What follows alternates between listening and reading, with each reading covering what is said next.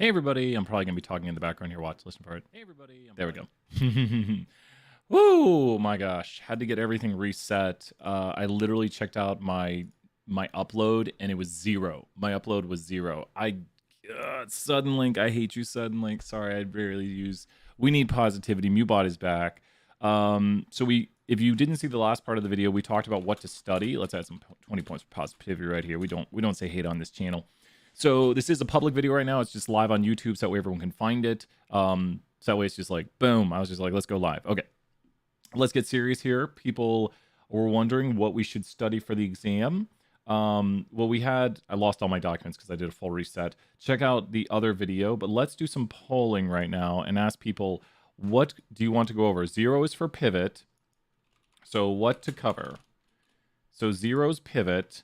And then we have chapter 1, which is variables, chapter 2, which is categorical, 4 is quantitative, 5 is comparing distributions, 6, 7, 8. So the voting has begun.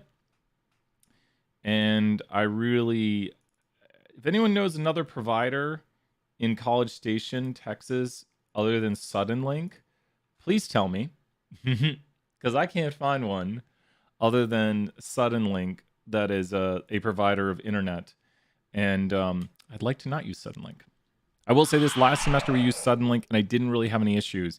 So if anyone's like, well, Brian, why are you doing this YouTube thing when it doesn't work? I'd be like, it worked perfectly fine for a whole 6 months. And now this semester we've been having, I don't know what happened. A lot of people are voting right now. Make sure to be voting. I saw a question. I missed it really quick. Question was, what would Brian study that was important? Yeah, I think that was the last question. Right when I crashed, I would say 5 and 7. That's where I see a lot of the mistakes. 5 and 7 are where a lot of the mistakes are. So be putting your votes in right now. And we got the votes coming in. It looks like chapter 7. So people wanted me to explain. We might get to some output here in a little bit. And I think this might even converge with office hours. So this is turning into a big mega review session just live on YouTube. We had the snowstorms this semester. We had everything. People want pivot. We did pivot yesterday. So we did do pivot. Do you recommend watching the chapter review videos? Yeah. And here's the biggest thing. And I wish we could have someone has anyone taken the test yet and knows their grade? Now you can't be like, this question's on the exam, but if maybe someone gives advice who's taken it, because I know a few people have taken it. So if anyone's taken it and is like, hey, because some people had to take it early, well, then I don't know what you'd be watching right now. So the pivot table questions are generally like analyzing a pivot table, understanding how to make pivot tables. But I think, generally speaking, would it be better if I emailed you about my troubles with jump? Yeah, we might do that. Yeah. Try to make a scatter plot. Make sure they're both quantitative. I bet the issue, Maddie, I'll mention this real briefly. And thank you, Maddie, so much for the questions. Email probably will work best. And we did chapter 8 during office hours. I bet the issue, I would bet good money. I bet all my money. I bet the issue, let me bring over the data set. Open. I'm betting that the variables are red instead of blue. Are you getting like a mosaic plot? Make sure that the variables are blue to get a scatter plot. Make sure that they're blue. Where can we find the Canvas content quizzes if they're locked? Make sure to watch the Kahoots. They're a great way to review them. The pivot table chapter is basically just knowing how to read them and understanding how to make them. Know how to read them, know how to make them, understand some basic concepts. I think we did a review of that yesterday afternoon. I'm trying to remember when we reviewed that. We reviewed it on one of the videos. To change it, repaste it in. Don't worry about changing it, because that does seem to be the problem. Don't worry about changing it. Repaste the data. So if your data looks like this right here, or I didn't do it. If your data were to have something like this right here, don't worry about changing it. Repaste it. Go to Edit, Paste with column names in a new data sheet, and make sure it's quantitative. On the chapter 8 homework, there was a question asked about how much correlation to a specific point. Can you go over that? Yeah, you know what we can do? We can start bridging. That's a great question right there, Ryan. Good to have you back, Maddie.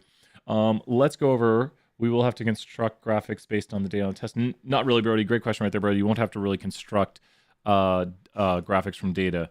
But a good question right here is about correlation, and this is kind of, let's do some chapters 7 and 8. Are we going to have to calculate regression lines just like with a data set? Nope. They'll be doing more analysis of data. I'm interested too, Savannah, right there. Are the Kahoots the exact questions? Very similar. You will have to look at jump output. So you know what we're going to do? We're going to look at some jump output right here. Let's analyze the mileage of a car to see. Let's go to Analyze, Fit Y by X. Let's use the year of a car to explain the mileage of a car. Now, this relationship, so this is chapter 7 review, which I think was one of the top ones. We got 7 is the top one. We'll stop the vote right here, and we'll go by this vote. We'll do 7, 5, and then we'll revote after this. So we're going to review for a good hour and a half, as long as we can go. So we won't use jump in the exam, but we should know how to read this jump output. So immediately, what should you be thinking? So my 201 students, any 201 students, when you see a graphic like this and it's a scatter plot, what 3 conditions should you think of instantaneously right here? What 3 conditions should you think of instantaneously right here when you see a scatter plot like this? You should think of these conditions instantaneously. Like, well, there is strength, direction, form, unusual features. That's how we talk about it. Q, Q, straighten up, no outliers. Q, Q, straighten up, no outliers. These are the conditions for correlation. Correlation has 3 conditions. So let's write these down. Q, Q are both variables, quantitative variables. Q, Q are both variables, quantitative variables. Straight enough. Is the relationship generally a straight line? No outliers. Are there no outliers? We want to say yes to all these. And the last one, now what's the deal with the last one? What's the deal with the last one? Plot does, and I like to say not thicken. The plot stays about the same thickness throughout. No, it's going to go off. So what's the deal with the last one? Pepperoni BLT. Oh my gosh, I wish I had those things to make that. That is for regression, correct. So the first one's right here. Excellent work, everybody, identifying that these first ones are correlation. And the last one is only for regression. So all the first 3 are for regression also. So these are for regression. And the last one is only applicable to regression. So those are the 4. Q, Q, straighten up, no outliers, plot doesn't thicken. And what we want is when we make a plot like this, when we saw a weird looking plot like this right here, we want the plot to not really get thicker throughout. It looked like it had an outlier issue. A residual plot would look like the following. We've got this extreme residual. And we can actually show it. I can make the residual plot here in a moment. But it's going to look something like that. We're just going to take the line and do what? How do we make a residual plot again? Take the line and do what? Who knows how you make this a residual plot? How do you turn this line right here into a residual plot, which is how we often kind of look at the plot not thickening issue. So this is a residual plot over here. This is a residual plot.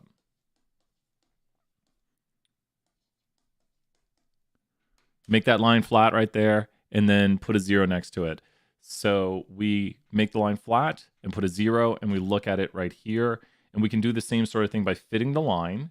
And I mean, what do you think? Is this generally linear? I mean, ignore this. Ignore that. Just pretend that doesn't exist. Here, we'll make it not exist. You ready? Is that generally linear? It has to be QQ because we got a scatter plot right here. It has to be QQ because if you have scatter plot, you have quantitative. I'd say that's generally linear. So we're looking at, is the trend in the data generally linear?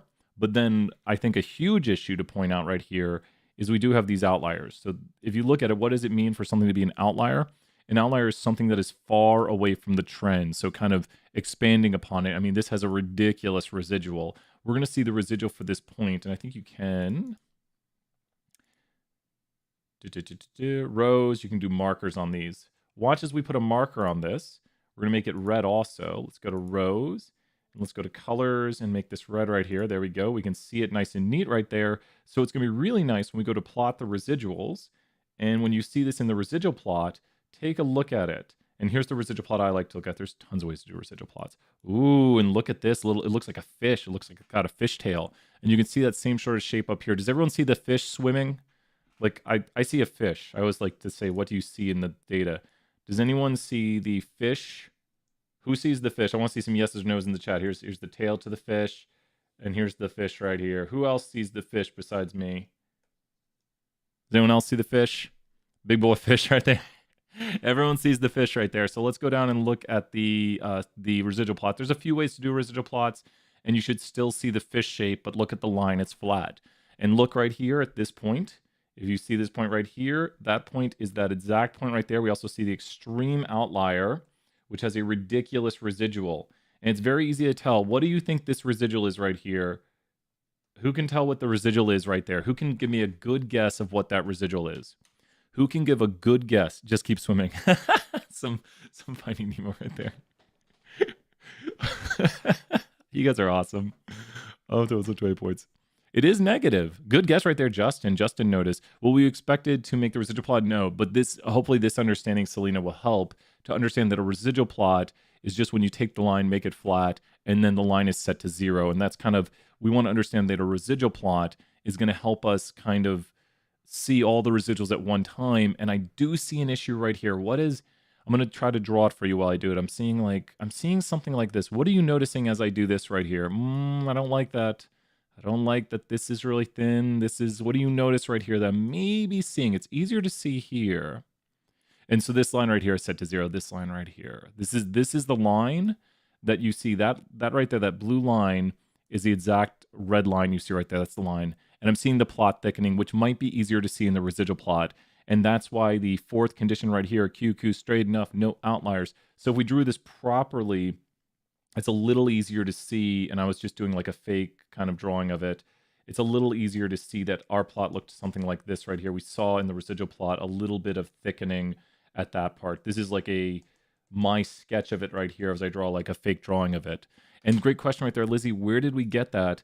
We are able to obtain that really easily from the residual plot because it's hard to see up here in the top graphic what the residual is, but down here on the bottom with the line set to 0, this distance right here is just the distance right down there. So we could zoom in on this and it might help a little bit better.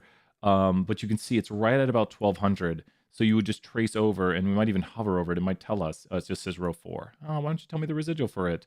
So this is the residual right here. And you can see numerically. Well, we are getting this up here would be more of a correlation, but what is the point of regression? Regression is to fit a line. We fit the equation, and we could talk about the equation here. Oh, it's definitely an outlier. Like down here, it's really easy to see it. This is the most extreme outlier, and this is like a mild, and this is a moderate, or this is moderate, and this is mild. And you can see other outliers here, but you can see which are the furthest from the line using the residual plot, which is way easier to see.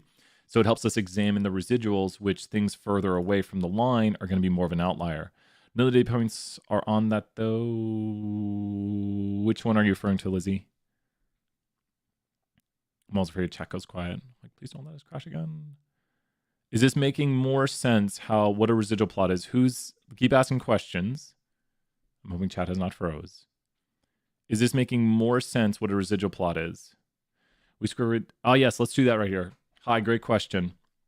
So what is the correlation right here? So let's talk about correlation for a moment because Campbell asked about correlation. Then we'll talk about p-value next. Walker, you got it. So let's look at the correlation first. Then let's look at the p-value. What is the correlation? Who can find? This is a good question right here. And then we'll do a residual question. We're going to do correlation. Then we're going to do p-value. So let me put the notes here. Let's go here and do a correlation question. What is the correlation? And then p-value. Is this statistically significant? And then I think there was the question about residual like test question. Okay. And then r squared. Okay. Here's some important topics we're going to cover, and then let's do extrapolation. Here's the topics we are covering right now. And let's review each of these and talk about them. Here we go. So the first one, correlation. What is the correlation? Oh, and then we'll talk about, let's talk about B sub 0. Nope. And B sub 1. How do we get the correlation? Close, Audrey. Close, Audrey. People are giving some close answers. This is a really good question right here. Yes, Kirsten. Great job, Kirsten. Explain in the chat. So be watching the chat right now. Be interacting with this. And so this would be a time plot. Great job, Jeremiah. This is a time plot. So people are saying square root the r squared because we have r squared right here and correlation is r. So we're going to take r squared and square root it. But then I bet the chat, while I type this in, so why is it negative though? And so why is it negative? There's two reasons. One, visually, it goes down, and two, the slope, which this is B1 right here, the slope is negative. Determine which way the slope goes. Nice job, Marybeth. This is great review right here. Definitely test-worthy question. It is negative because there's negative correlation. Remember, when the correlation is negative, the line will go downward. So excellent review right there. Great question. And so we figured that out. Let's look at our next question we have. Is it statistically significant? So there's two tests for statistical significance on this. There's one test to see if the intercept is significant, and this is an intercept that is significant because it's far away from 0. That's what it means for it to be significant, is that the intercept is not 0. And this is a slope that is significant, but the intercept is not. So the slope here is not equal to 0.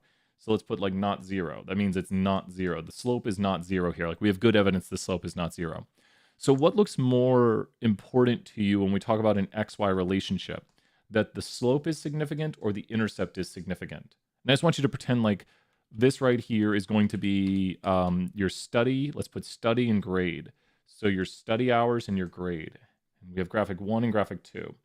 So we have how long you study and your grade. And which of these sounds like studying would be significant? The slope. In model 1, the longer you study, what happens to your grade? When we have two people who differ in how much they study by 1 hour, what would happen to their grade?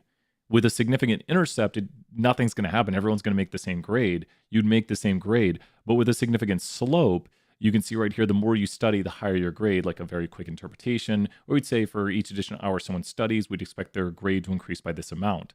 So that means we need to focus in on the slope. This one is the significant slope one. Going back to this output right here, we do see, way too much output is what we see. Going back to this output, we see down here at the bottom, 2 p-values. Do I want the top or the bottom p-value? So do I want the top or the bottom one? I think I can get this all on the screen. Watch this, I'll make it nice and zoomed in. 2 seconds. Do I want the top or the bottom p-value right there? Do I want the top or the bottom one? Which one do we want on the screen?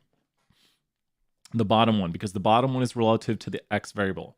This is the x variable one right here, and it's ridiculously significant. It's 0.0000096 or 7 times 617. That's ridiculously significant. So that's telling you that this relationship between the two variables is super unlikely by random chance, and we do think that there is something going on right here. How would a correlation or graphic look if it was likely by random chance?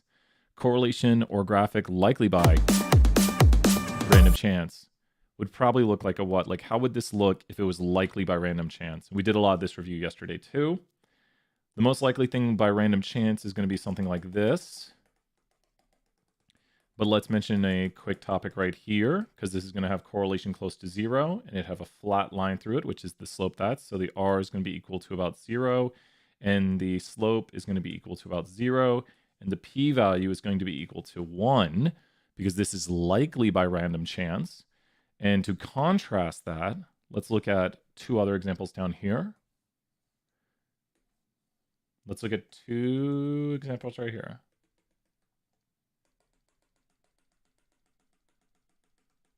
So let's go to graphic 1. Graphic 1's the tricky one. Let's do graphic 2 first. What is the correlation of this going to be close to? And we'll do like, sure. We'll go from 0 to 10, and we'll go from 0 to 100 here. The slope's not so important on this one. The p-value is going to be important. What is... Yep, the correlation is going to be close to 1. Let's put 0.98 or something. Very, very strong positive linear correlation right here. Very, very strong right there. And then what is the slope going to be? This is not a test question I would put on the test. The slope's going to be about 10 because we see here for each 1 unit increase in x, we have about a 10 unit increase in y. That is not a test question I would like, but there is a slope that is not equal to 0. Or we have good evidence of that. Now the p-value is going to be very, very what here? Because this one is unlikely by random chance. So the p-value is going to be very what here? The p-value is going to be very, very what here? So the p-value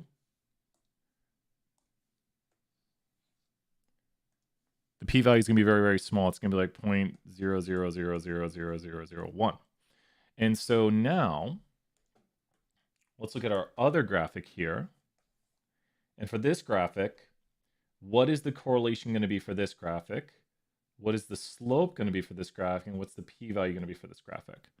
So for the previous graphic on the screen right there, what is the correlation going to be? Larger p equals less significant, correct. This one is less significant. This one is super significant down here. This one is super crazy significant. So this correlation here is going to be close to 0. Does this have some sort of association though?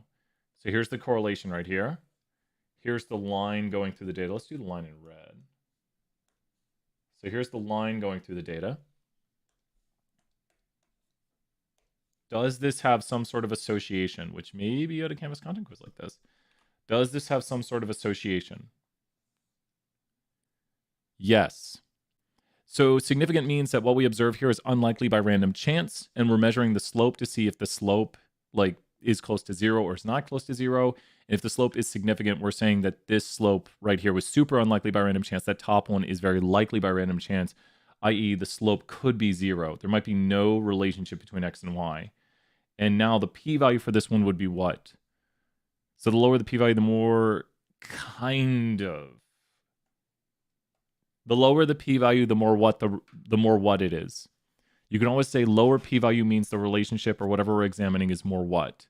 So p-value doesn't always deal with correlation. This time we're examining the slope with a p-value. And we did a really good video yesterday. Might try to make that one available. We did that yesterday during class. We did the three null hypotheses. So the smaller the p-value, I think that might be right. And people are doing the correct answer in this chat, I believe. So the smaller the p-value, the more likely variables are associated. Always the smaller the p-value, the more statistically significant. The smaller the p-value, the more statistically significant two things are. I'll show you an example right here. Let's say we have right here tests. We're going to switch topics real briefly. We have test version A and test version B. And then we have, don't want that row of data. So then we have whether or not people pass or fail. So let's put here pass, fail. And we'll put here pass, fail, pass, fail. Now we're going to get a count of the individuals. What graphic is Brian going to make right here? Hint, and look at the graphic screen real quick. So what graphic is Brian going to make here? Because look at the two types of variables I'm using right here. What graphic will I be making right here? And then we're going to talk about statistical significance with this real quick. So let's go version A. There's not two versions of this test. And version B. Okay, look at this right here. We're going to make the analysis of it. What graphic am I going to make? Look at the two variable types. Zoom in on it. Who knows what graphic we'll be making with this? Not a histogram. So mosaic, because it's two categorical variables. Exactly. We're making a mosaic plot with a contingency table because we're analyzing two categorical variables. And this is just the counts of the observations for each group. Like 90 people passed, took test A, 10 people who took test A failed. So we're going to make a mosaic plot with contingency table. Let's go ahead and take a look at that. We want to see if the test you took can explain why you pass and fail. Why do people pass and fail? Well, maybe the test explains that. We have to put countdown here for the frequency. That's how many. And there's the graphic. Now, let's just be careful here. Which test would you rather take? Blue is good here, red is bad. Blue is good, red is bad. Which test would you technically rather take? And there might be some interesting answers. Like I'd accept, there's a few ways. Which test would you rather take? People are saying test A.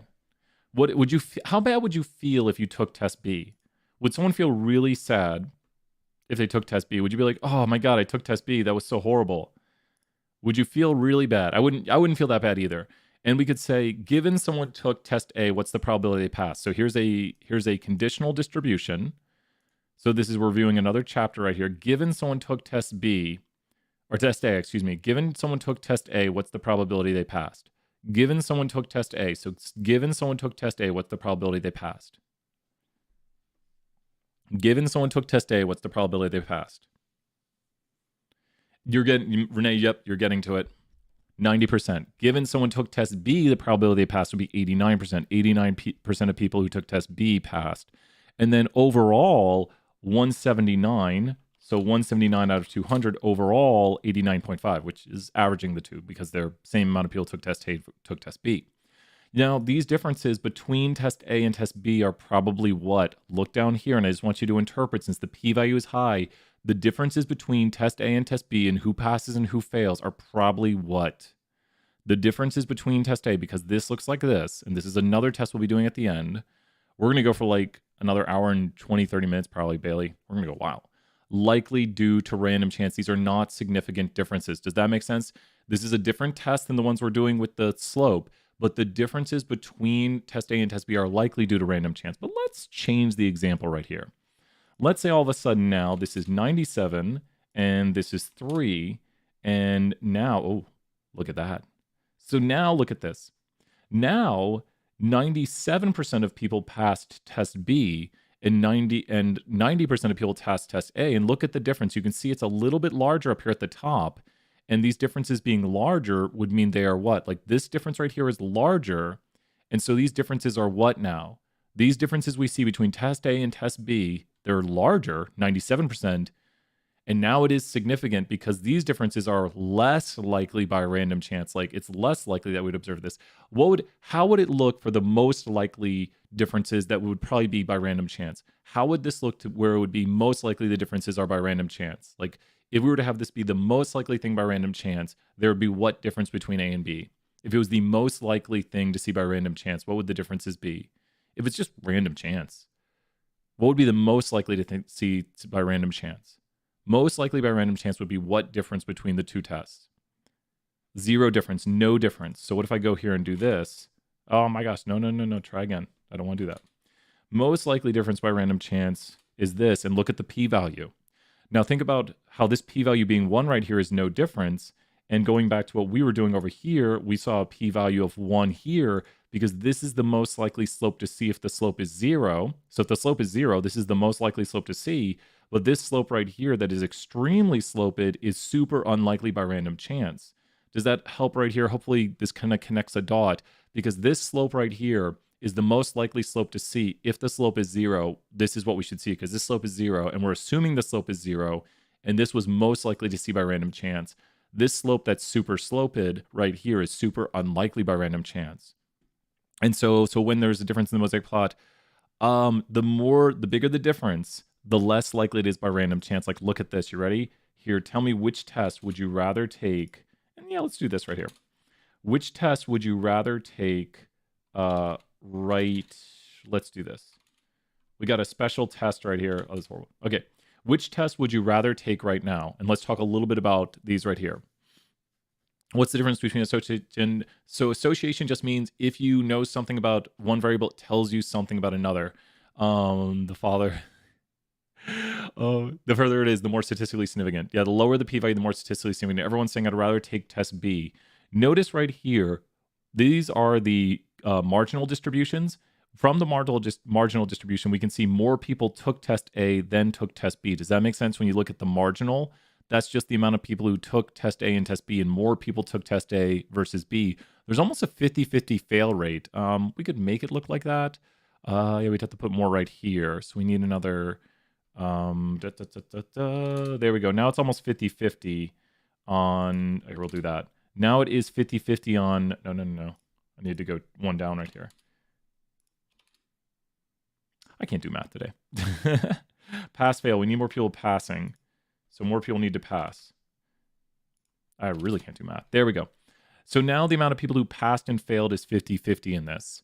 And thank you, Tessa, and everyone asking questions. Great reviews so far. So now the amount of people who took the test and passed and failed is 50-50. There are way more people taking test A versus test B, and test B has a much higher pass rate. And the differences between these two tests, are very what? The differences between these two tests are very what? As I highlight this down here, they're very statistically significant, which means we would say these differences are what? I'm going to do one more example on statistical significance. They're very significant, meaning it's very unlikely by random chance. So I have 2 friends. That's all I have. I have 2 friends. So friend number 1, Chelsea, she's pretty good at basketball. She played basketball, and I played basketball, but I'm so horrible. So Chelsea and I are going to play basketball. Here's the basketball rim, and here's Brian, and here's Chelsea. Well, I don't know. We're the same height. Sure. There we go. Got the same hair length. There's Brian. There's Chelsea. Okay. So what we have right here is an example of statistical significance and what it means for something to be statistically significant. Brian and Chelsea are going to play 100 games, and Brian is going to win 49 of those games. I win 49 out of the 100. Chelsea says to me, she says, Brian, I'm way better. I won 51 games. No, she's not 6'3". Good question. So here we go. She says, I'm way better than you, Brian. I won. She lost her hair there. There we go. She says, I'm way better than you, Brian. I won 51. I won 51 games. You won 49. What could I say? What could I say right here? I could say the differences between us could be what? Like, I won 49 games. Chelsea did win more games. The differences between us could just be due to what? We played 100 games. And so I'd say, I don't know. I mean, we played 100 games. These differences between who's better could just be due to random chance. Does that make sense when I say, like, well, you know, you won 51, I won 49.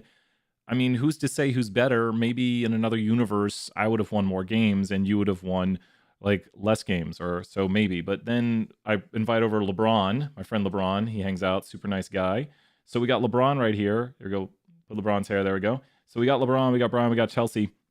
And so now Brian plays LeBron and Brian wins one game against LeBron. I win one. And it was kind of nice.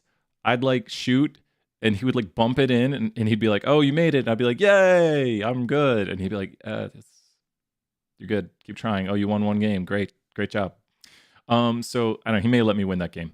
So with this right here, do you think I could say that these differences between me and LeBron are due to random chance? Or no, that doesn't seem to be due to random chance. LeBron won 99 games.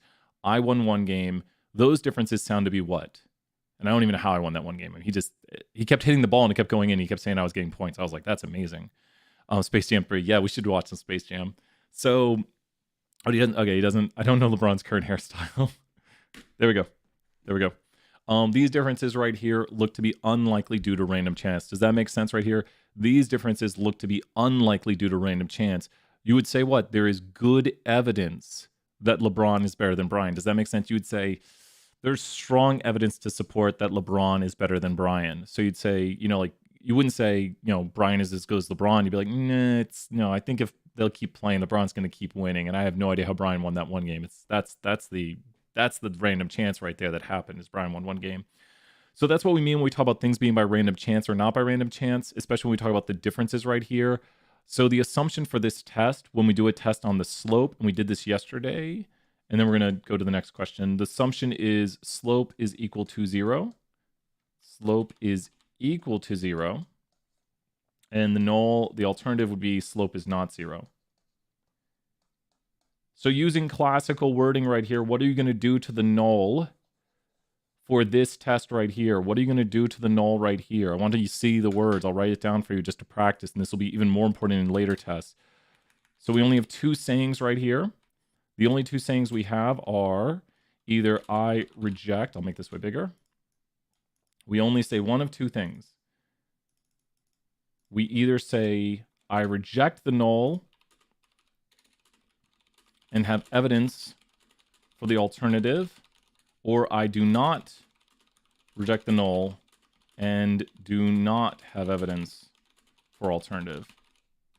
Come on. So in this instance, make sure to hit the HD button. So make sure to hit the HD button. It'll be down here. There you go. So there you go. We'd reject the null in this instance. So we're rejecting that the slope is equal to 0. We have evidence. Thank you so much, Selena, right there. Sometimes people load up non-HD. Chelsea wishes everyone good luck. I'm sure she'd feel fine if I said that right there, that she's wishing everyone good luck on the exam. Oh, man, I'm so glad we made that HD announcement. So next question we had. What was the next question we were going to do? Glad I wrote them down. I swear I wrote them down. A residual type question. Okay. So let's do a residual type question right here. Can you explain the null a little bit more? So the null is the starting assumption. Good question right here. The null is the starting assumption. We have other times that we've used the null, like in a goodness of fit test. So there's a little bit more on the null right here. The null for the goodness of fit is the what? So whenever you have a distribution right here, I hate it when it does that. The null for the goodness of fit test is going to be what? The null for the goodness of fit test is what? Who knows the... No, Alex. So what is the null for the goodness of fit test?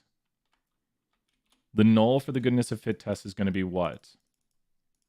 The null for the goodness of fit test. And the alternative is going to be...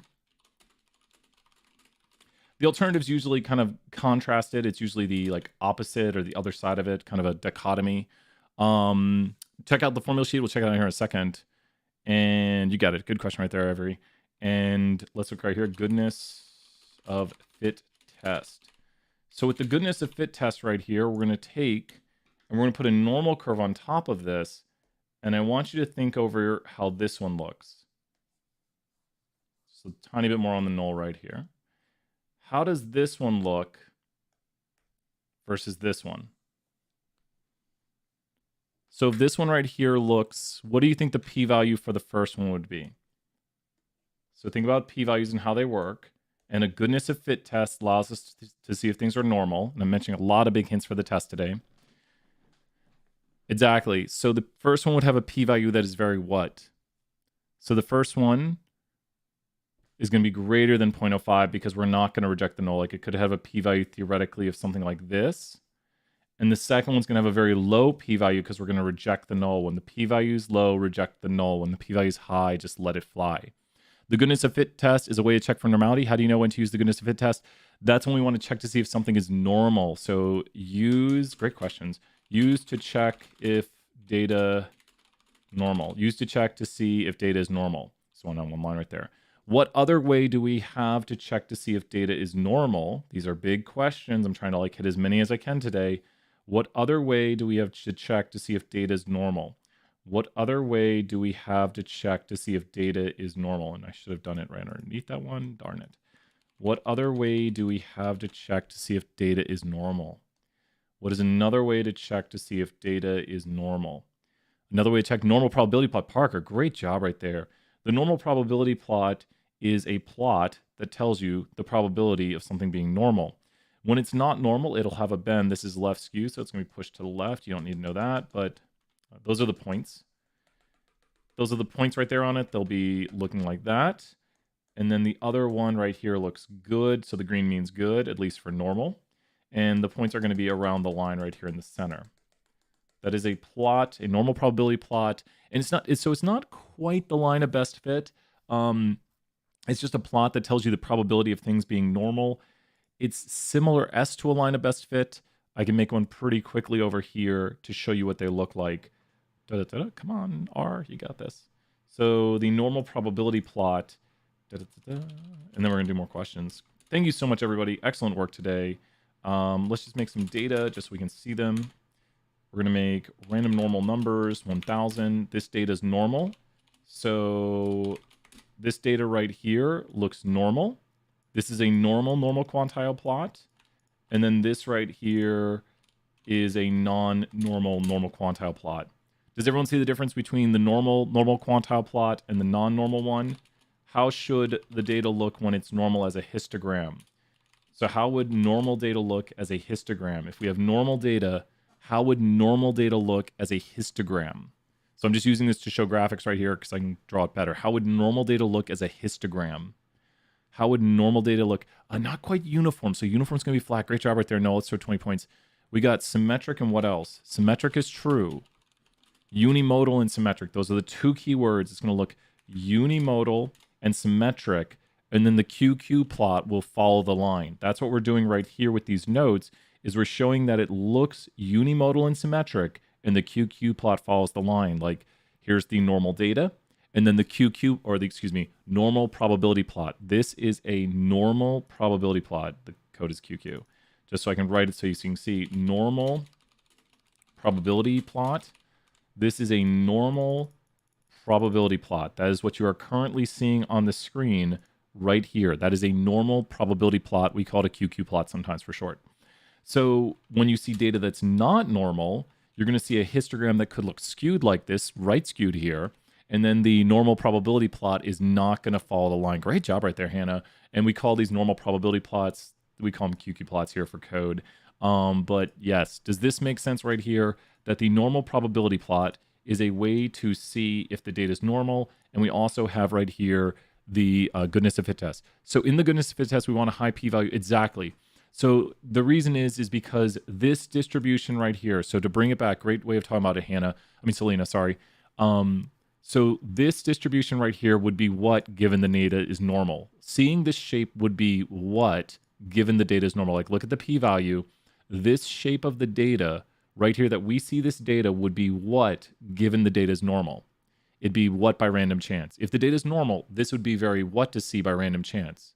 So the null is that it's normal. This would be very what to see if the data is normal. It'd be very likely. Does that make sense? Because the p-value is how likely or unlikely it is that we see the results we saw. Now, this result over here, if the data is normal, like this graphic right here, this red histogram, is what if the data is truly normal. Like if the data is truly normal, this shape we see right here would be what due to random chance. So this shape we see, if the data is truly normal, would be very what? It's very unlikely. So in this instance, we reject the null and say, I have evidence that the data is not normal because it's unlikely that we would see this shape in the histogram if the data is truly normal. Like we assume the null is true to start and we reject the null. Yeah, exactly. It means, so a high p-value means what we observed was likely due to random chance given the null is true. So I'm going to write this down real briefly and hopefully it helps because it's a lot to understand. My fiance's like, no, it's too much. The p-value. The probability of our results or results more extreme occurring due to random chance variation given the null is true. So when you look at this right here, in context of this example, what we're saying right here is there's a 74% probability that we would observe our histogram right here given the data is normal or something more extreme. Like the way our data looks would occur about 74% of the time if the data comes from the normal. So do you think it's possible that this data comes from the normal? Yes or no? I just want to hear a yes or no to this only. Don't think statistically. Do you think it's possible in this instance that the data came from the normal? I'd say yes. Does that make sense? Like I'd say, yeah, it seems very probable that the data came from the normal there. Like, and you would say you still believe that. You're not saying the data did come from the normal. You're saying I do not reject the null right there. You're saying I still believe that the data came from the normal there. That seems very possible. Over here, you're saying that the probability, here's the probability that you would get this result right here, the probability of getting this result, which is your result, or something more extreme, which just means even crazier looking than that, due to random chance, given that the data is from the normal, which means the null is true. So with this right here, what would you do? And then we'll do the memorization. Troy. Oh man, Troy, we're throwing 20 points. Troy, thank you for helping out. Troy, thank you so much for helping out your fellow student right there. That's super awesome. I think that confuses me from the fact that it's totally opposite of the random chance p-values because the hypothesis and nulls are different. Yeah, it matters what the null is for each test. And so I'm going to do a real quick thing on that, and then we'll do the next questions right here. In this instance, we reject the null. It's very unlikely. And thank you, everyone, for helping each other out and answering and asking each other questions. That's super duper helpful. The 3 times we see the nulls, we went into more detail on this yesterday, so I might not go into as much detail today. Chapter 5, normality test. The null here was data is normal. Alternative, data is not normal. And I hate that they do this. I've always had an issue. You're about to see Brian's issue. Chapter 6 was correlation. Here it comes. The null is no correlation. You're like, wait, what? Alternative is going to be correlation. I know the knots. I know. I hate that. And same thing here. So this one is regression. And the null is going to be no correlation. No slope. And the alternative is going to be slope. Like slope not equal 0. Slope not 0. So you could say slope 0. So slope not 0. So there is a slope. So these are the 3 times we see the test for normality right here. Oh no, please no. Please tell us not everyone's buffering. So everyone good? I don't see any other bufferings yet. You're good? Okay, good. The chat will just go crazy with buffering. Okay, we're good? Okay, good. Woo! Okay, good. We already had 1 heart attack today. We don't need another. Thank you, everyone. So let's draw 2 examples right here. We're going to do a low and high p-value. So for this chapter right here, here's the, would this be a low or high p-value? So I'm drawing one of the 2 examples right here, and I purposely use certain colors. I'm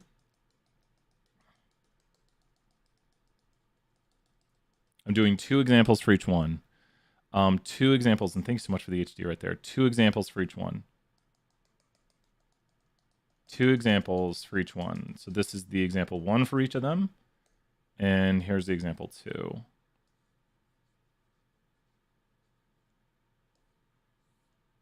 And then I'm going to switch topics because I definitely think we've done a really good job on this.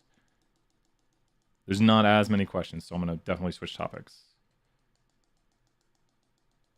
Okay, there we go. So, so in the first example, because these are like each chapter right here, this is going to be the low p-value. Let's put less than 0.05. That's going to look better. So the p-value here is less than 0.05 in these examples.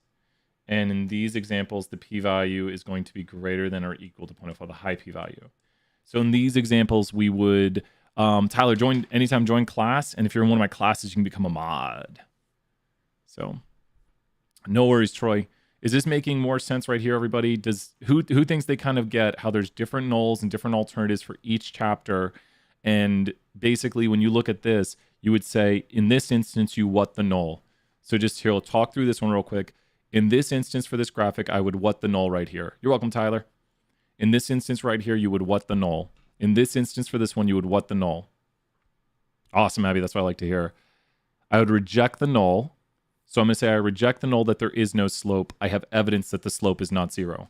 In this instance, I would reject the null that there is no correlation. So I'm going to go here. And let's put our wording below just in case anyone's only watching this part. So when we have 2 phrases, I reject... Wait, yeah, we'll start that one. I reject the null. I have evidence for the alternative. I do not reject the null. I do not have evidence. All right. So there we go right there. Let me make it on screen. I reject the null. I have evidence for the alternative. I do not reject the null. So in all the green ones, and we'll do the coloring right there to help. In all the green ones, this is reject. So our reject is going to be red. And I do not reject is going to be green, just to help with the color coding right there. There we go. I like, you know, it's a little better. So hopefully the color coding helps right here in instances when we would reject the null and not reject the null and have evidence or not have evidence. So really important slide right here. I'm going to vanish off the screen, but kind of showing the 3 different tests right here and what we would kind of see when we do these different tests right here. So good review. This definitely gives you all the knowledge you would need. This one is called the goodness of fit test. This is testing correlation. And then this right here is testing the slope. Let's hop back to those questions we had a little while ago. We were finishing up some stuff on regression. We have right here a residual question. So let's review residuals right here. And are the test questions going to be specific to what the context is below? Do we need to understand? Generally speaking, because it might ask like what a goodness of fit test is, you should definitely know that a goodness of fit test is used to check normality, Macy. So, and then percentiles, you got that. Let's put that on the thing right here. You got it. We're going to put that on as after this, we're going to do percentiles. So we will continue on. We got a whole list here. Great questions. I probably won't be able to mark this video later, so because test is coming up. Percentiles on normal curve. And if you're really looking for percentiles, we did it this morning, just in case you're like, I really want to review percentiles right now. You bet. We got that in probably 10 minutes. Let's do it right here. We're doing residuals. Okay, here we go. Residuals like a test question. Let's do a residual like a test question. So what if we had right here, well, we need to know something. Can anyone tell me the formula for residuals? What is the formula for residuals? Residual equals what? Now there's another way to write it, which I don't love. We will write the notation to begin. So that's not it. There we go. Residual equals actual minus predicted. That's probably the best way to memorize it. And Summer put, great job, Summer, right there. Observed, that is another way I was going to put. So we have actual minus predicted, which is going to tell you the notation right there. I like to do this because it's residual wrap. You can remember residual wrap. So just remember the residual equals actual minus predicted. And then let's draw this out here in a moment. Residual can also equal the observed. So you can call it the observed minus the predicted, the notes predicted. And that should be good on the wording. And then we see down here the notation of it. So what does this actually mean? Nice job right there, Campbell. So when we think about the drawing of this, we have right here, and let's go ahead and start highlighting this. So everything on the line would be a what? Everything on the line would be a what? Everything on the line would be a what? Everything on the line would be a what? Everything on the line would be a what? Exactly, y hat a predicted value. So these are all the predicteds. That's what I'm going to do with the color coding right there. So everything right there is a predicted value. Everything right there is a predicted value. All of these dots right here, like a dot is going to be, oh, that's the wrong color. All of these dots are going to be the observation. Like if you were to trace over here, that'd be the observation. And this would be the predicted value. Does that make sense to everybody? Like what an observation is? They're all values of y. So the observation or the actual is like, where is it actually? Like where is something actually? Now the residual is going to be how much we miss by. So the residual is this distance it is away. And we could do another residual right here. That might be of interest to us in a moment. But the residual is how much we miss by. So when we think about residuals right here, let's do an example. Oh, we just did goodness of fit, Ben. Rewind the video. We did a good bit. Rewind the video. We were just talking about that. So check it out. We might have to loop back at the end and go back to goodness of fit. So when we do residuals right here, what we calculate is the residual value exactly. So everything above the line must have a what value. So we could come up with some fake values right here. Like we could put 25 up here, and we could put 10 down here at the bottom, and we could figure out, okay, this is going to be at something like 17 right here, and this is going to be at 23. So everything above the line is going to have a positive residual exactly. And so this is the negative residual. I make jokes about being red-green colorblind, but Word is just messing with me. One of these days I'll find out what does it. That's the negative residual zone. So everything above the line has a positive residual. Everything below the line has a negative residual. Just using this information, I want you to calculate this residual right here. Just using this information, I want you to calculate this residual right here. And then we're going to do a few questions on this. Just using this information that everything above the line has a positive residual. Exactly. This residual right here is 6. So we can tell that we can put E right here. E equals 6. Because that's the residual, and this one looks to be about E equals -6 or so. So we could put in all the notation for it and everything, but let's come up with a test question here, or just a quick question using this notation to see if we understand how residuals work. So we've got our notes right here to help us out and graphically see what a residual looks like. Let's say a student is predicted to make an 80 on the exam. They end up making 92. What is their residual? So remember, mark down what things are. So who knows what the residual is for this student? I'm going to start color coding this to help you see. So here's the color coding to help solve it. Everyone's getting it, I think. Exactly. I got to make sure. Please tell me if I make an error. I do see the right answer in the chat, but I could make a mistake. And everyone in chat is solving for it. I think we've seen the mathematics here. They actually made a 92, and they're predicted to make an 80. So how about this? Let's say, we'll make it a little bit tougher. You ready? A student has a residual of -20. They were predicted to make a 100. What did they make? So a student has a residual of -20. They were predicted to make a 100. What did they actually make? Oh, man. See, look at this. I'm just so happy. We're going to throw some points to chat here in a moment. Hopefully, it's making more sense. And seeing it like this, I hope. See, I saw a question too. Make sure to tag me. What will the test be like? Definitely, I think there's some Canvas content has a residual question or two, and they're kind of like this. And more Canvas content, best advice for the test we can give, because the test is built off Canvas content questions. So let's see right here. Here's a much more difficult question. Let's say this. Here's a 2-step question, probably one of the more difficult ones. We've gone up in difficulty level each time. Let's say this will kind of do, so use this regression equation. So predicted score equals to 65 plus 4 hours. And so in notation, we just did y hat equals b0 plus b1x. So what is, and we see the notation right here, what is the slope right now? What is the slope? So the slope, what is the slope right here? Like just in notation, in my beautiful handwriting, what is the slope? Correct. The slope is B1, B sub 1 technically, just to make it more clear to everybody, because my handwriting is amazing. It's B sub 1 and B sub 0. This is the slope, and you can basically think about y equals mx plus b. We just do b0, and b0 is when the x is equal to 0, so this is the slope. For each additional hour somebody studies, we would expect their grade on the test to improve by 4 points. And then what is the intercept? The intercept right here is b0, so a good kind of, we're going to mention the notation here in a moment. This is the notation right here, and we're predicting someone's score. So let's do a more difficult question. So b0 is going to be the, let me graph right here and draw it.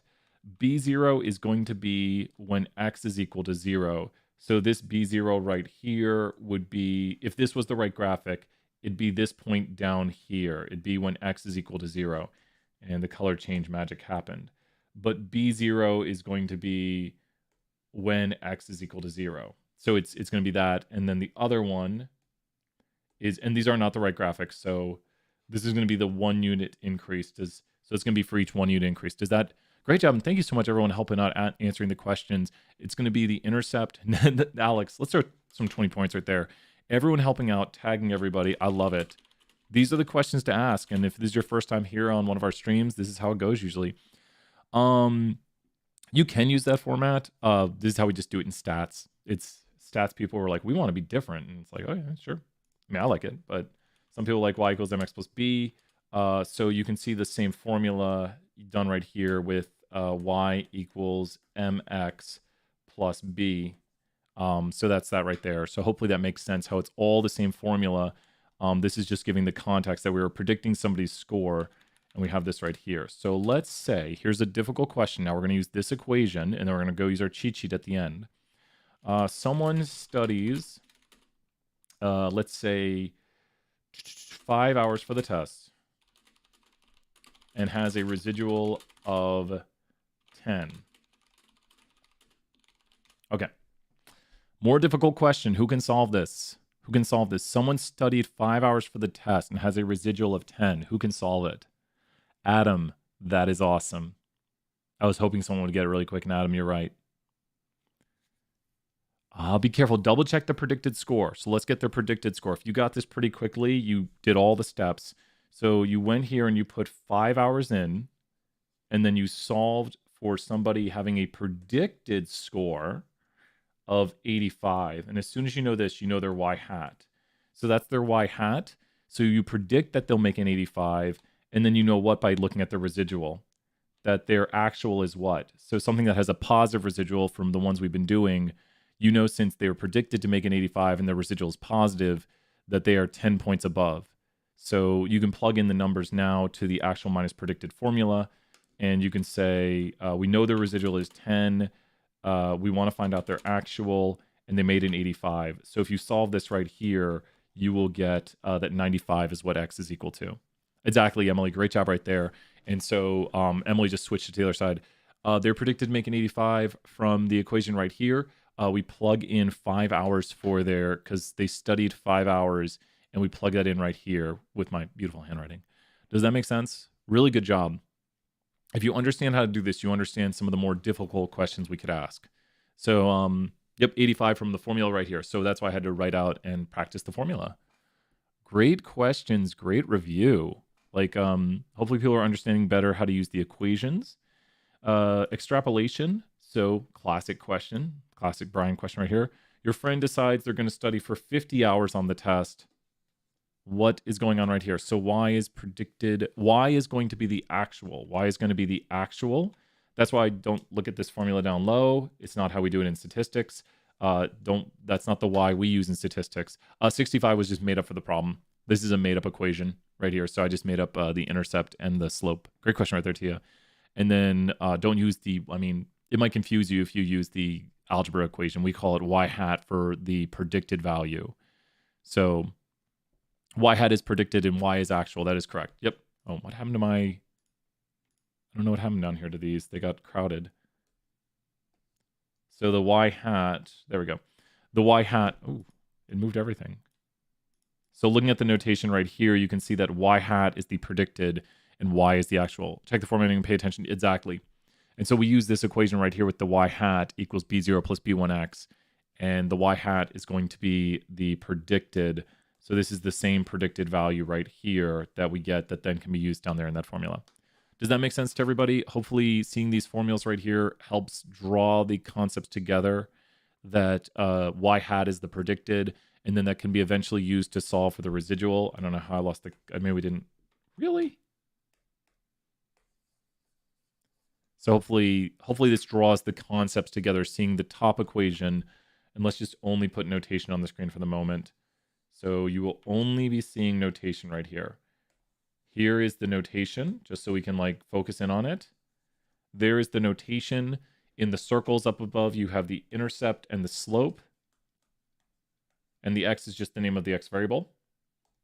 And this is the intercept, y-intercept to be exact. So can you please give an example of how to solve a problem given the residual and the slope formula? Yeah. And that's, remember, hopefully, here we'll do another example right here. I'll do a totally different one. So let's do a similar problem right here. And let's say, so here's your equation. And I'll write the question out. You ready? The equation is going to be, let's predict somebody's... Oh, never mind. Okay, good. We just did one, but no, don't worry. We'll go on to the next question here that we have, but hopefully seeing the notation helps with everything highlighted right here. This is not notation, so I didn't want to delete all that. That's nothing at all. So r squared is what? R squared is the percent of variation in y explained by x. So what if a question like this, what if a question, don't look at this one yet. What if a question like this asked you to compute r squared? What if this said, what is the r squared between mileage and years? So what is the r squared between mileage and years? Who can figure out the r squared between mileage and years? Pretty easy to do. Who can figure out the r squared right here between mileage and years? So what is the r squared between mileage and years? We do have an outlier, not the end of the world. So with a residual, you would add it back, kind of, sort of. I think it is. Yeah. I think you're right, Sarah Kate. So with residual, you would add it back to the actual. Wait, no, you would add it to the predicted. If you add the residual to the actual, like if someone actually made a 70 and they have a residual of -10, yeah, no, I think you can do that. I think you're right. If you add it back, no, it does sound right, Sarah Kate. You are correct. Sorry, it's nice to think about things so simply, right? Like you just take the residual. If someone made an 85 and they have a residual of 10, no, you would have to subtract it. So if someone made an 85 and they have a residual of 10, you'd have to subtract it. If you take the predicted, you can add the residual. And just so I can briefly, because we just talked about that. If you look at this formula right here, you could write that the residual plus the predicted equals the actual. Or this is where this one gets confusing. If we want to solve for the observed, or if we want to solve for the predicted, you would get residual minus observed equals negative predicted, but then it'd be the minus residual. So it's minus residual plus observed equals predicted, and then algebra this around to make it observed minus. So I think these are the other ways to do it. So here would be it. Does that make sense? Right here, the residual plus the predicted equals correct. That would be correct. There is multiple choice on there. Yep. And so multiple choice, true, false, numeric entry. Yep. And then the observed minus the residual is going to be the predicted. Yeah. So these are the different ways to do it right here. Algebra is solving it out. Yeah. No, good question right there. And you can see it. Oh, we lost our graphic. Rewind the video. You can see it in the graphic. But those are other ways of solving it. And I think people got this right here. Make sure you check your knowledge. Great job. R squared is always going to be a value between what and what? Yep, there will be numeric value answers. Yep. R squared will always be a value between what and what? R squared is always a value between what and what? And tell me if, and Selena, great question, great answer right there. If you get something wrong with percent or decimal, just let me know and I'll fix it. So if you, when you review your exam, just let me know, like, hey, Brian, I got points off, and I'll fix it. You can ask multiple people and everyone's given the right answer. R squared is between 0 and 1, which is from 0% of the variation up to 100% of the variation. How do we find R squared when we aren't given it? Great question. What are we going to do right here? This is the value of what? Can everyone explain in the chat? I'm going to highlight it for us to see. Right here, this, and a little hint on the top of the screen. This is the value of what? Like in notation, what is this right here? In notation, this is what value? Great job. Is the correlation coefficient R? Yep. I think, well, the correlation coefficient is R. So this is R, and then we can square this to get R squared. So R squared is not the value of correlation. R squared is technically called the coefficient of determination. Some statistician just made that up. So R squared is the coefficient of determination. You don't need to know that. R is correlation. So this one here is correlation, but R and R squared are not the same concept. R squared is coefficient of determination. I'm going to stop saying that. You don't need to memorize that. So R squared is R squared. And we will take R, and we will square it, and we will get R squared. Doesn't matter if it's positive or negative because we're squaring it. Would it be negative if you square it? Nope. Good question right there. R squared can only be between 0 and 1. Exactly, Selena. You got it right. So we just square the correlation to get R squared. 100%. Great job, Selena. Great answer. Great question. If the exam is going to tell us how many decimal places to round to, yep. And if you feel like you got, when you review your exam, just tell me, like, let's say really briefly right here, if the exam had a question where the answer was like 51.21, I totally mean this. And please, someone confirm, if you entered in here 51.2 and it counted you wrong, usually we have a plus or minus on it, but has anybody gone back and said, hey, Brian, I, entered this in this way and it told me I was wrong. Like, here's the right answer. Has anyone gone back and said, Brian, can you give me points back? And I've given you points back. Like, this happened to you right here and it said you were wrong. Has anybody, because I know I've helped a lot of people get their points back, where I've been like, yeah, you got it right. You understood it. You got it right. Yes, I have. And Brian gave me full credit. Exactly. I will definitely, if you email me, you're like, hey, Brian, I lost points for this. Yes. Thank you so much, Parker. Yeah. Just email me and be like, hey, Brian, I lost points here. Can you look this over? When would you use R versus R squared? So R squared, it's generally used more for regression, and R is for correlation. So R is always correlation. Great questions, everybody. R is for correlation. R squared is generally more for regression, and it's lowercase r. Come on, computer. Don't change it. And this is more for regression. It's percent of variation of y explained by the variation in x. R squared is the percent of variation of y explained by the... Yes, nice job right there, Ryan. You are right. That is what it is. I didn't run on my chapter 8. Yeah, hi, make sure to email me, and I'll do it.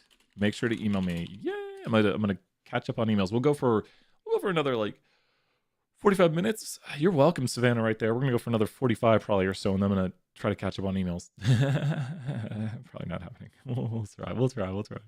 But yeah, I always go to bed with inbox 0. And I did post the next, my brain's just fried. I did post the next the next module for the asynchronous. I got it done last night, like the final touches. Correlation goes from -1 to 1, and R squared goes from 0 to 1. You are correct. Correct. 100%. Great job right there, Peyton. Correlation goes from -1 to 1. We'll go back to our review sheet here. And a correlation of -1 is going to be perfect negative. A correlation right here of 0 could look like this. Or it could also look like this right here that has a correlation of 0, but that is related. That is related. Make sure you know that. A correlation of 1 is going to look like this. Perfect positive, technically. And then when you go to like weaker correlations, they're going to look more like a blob right here as they get weaker. And then this only has a different direction. So it should look about the same, but it's just going to go downward. You're welcome, Vera, anytime. Which thing? I don't know. Selena said that was impressive. I don't know which thing. And then also the value of R squared right here. So if we did an R squared value, the R squared values are going to be close to 1 right here. This is 0.25, 0, 0.25, and 1. So the R squared. Can you do an example of finding the... Yeah, Abigail, you got it. You know, we might hop down to that. A lot of people have been wanting that. So we might jump down to that. We did have a drawing on that, so we might redo it. It's a really good practice to find the percentages. I have no idea where our sheet is. Actually, you know what? Look at that. We did all these. Cool. Perfect timing, Abigail. Thank you so much. Let's go ahead and do the percentiles on the normal curve. Can you explain the curved one? Just real briefly on that. The curved relationships right here have a correlation close to 0 because they do not have a what type of correlation, or they don't have a what percentage, or a what. Oh my God, my brain broke. The correlations right here do not have a what. Like, they're not linear. So the R is close to 0, even though there is an association. Hint, hint, hint. Even though there is an association. We just broke word. No, we didn't. Even though there is an association, it's not linear, and correlation only measures linear strength. So let's go ahead and draw a normal curve. Let's do the normal curve. Are you ready? No! Check update failed. I was gonna be like, are you ready? Here we go. Oh, I know why it failed. When I rebooted the computer, the internet wasn't working. So I rebooted the computer and the internet was like, nope. And I was like, okay, well, wait. So that's why I took a little even moment longer. I'm very particular about my normal curves. That's a good normal curve. So here we go. We're doing how many standard deviations above and below on the normal curve. You should know this instantaneously now. Don't worry if you don't. It's practice. How many? It was parabolic, Selena. It was parabolic. How many standard deviations am I going up and down? It was just not linear. So there was a parabolic association. So it follows a parabola right here. So the relationship was parabolic, but it was not linear. Good question right there. So there are 3 standard deviations that we go up and down right here. Now, what is Brian putting below the curve right now by putting these numbers? What kind of curve am I drawing, and what numbers are these that pretty much you should do, as we said yesterday? Pro tip. I think they changed my voice. Really? They changed I don't know if they were updating the drivers or what. Should be like, pro tip. So we're putting z-scores, exactly. The z-scores are going to be a mean of 0 and a standard deviation of 1. So this is the mean. The mean is at the center of the curve. Everything is conspiring against me. And the standard deviation right here is the distance. I knew that was going to happen. I just do that to keep everyone on their toes. So you can see right here the mean and the standard deviation. The standard deviation is 1 because we're going up 1 unit each time. We could change this, though. Sometimes I do a different type of curve. My classic one just helps use the same examples over and over again, is where we do something like this. And I'm going to change the color right here because a lot of times I wouldn't, like you can erase this when you do this on your test. So if you notice right here, the distance I'm going up is going to be 10 every time. Microsoft Word. I just want to know why that's happening. I've reinstalled Word. Does everyone notice right here, what is the standard deviation on my second curve? Just so you can see, the standard deviation on the second curve I drew is what? The standard deviation on the second curve is what? It's just the distance between each kind of step on the curve. It's going to be 10, exactly. So what we see in black right here is the black numbers below the curve is the standard normal curve with z-scores. All of these are z-scores. So these are all z-scores. Okay, now that we understand that we usually draw the standard normal curve to start, because it can be used for any problem, we're going to go ahead and erase this extra info, and we understand we have the standard normal curve right here, which means it has z-scores. That means it looks like this. We could put our numbers below it, but here's the z-score. And now what we're going to do is we need to know 3 numbers, and I need your help here. This is where I go around the classroom and I have everyone chant it. I go to one section, I say, you're this number. I go to another section, I say, you're this number. I go to another section, I say, you're this number.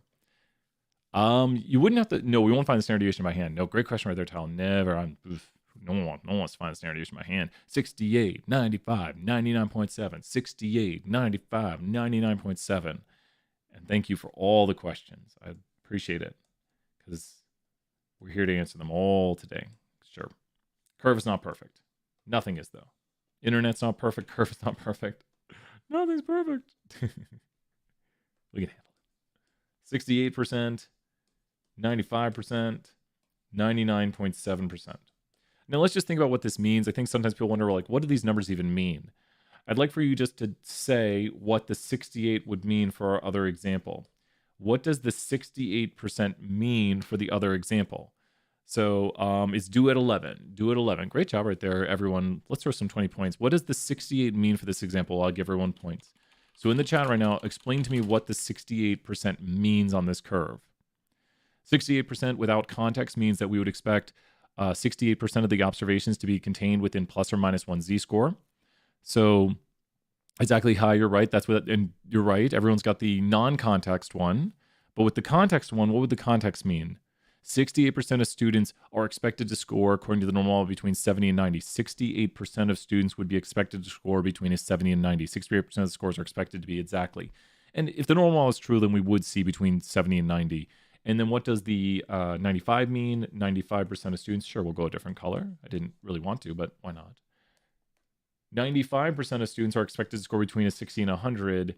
And then 99.7% of students are expected to score between these amounts right here.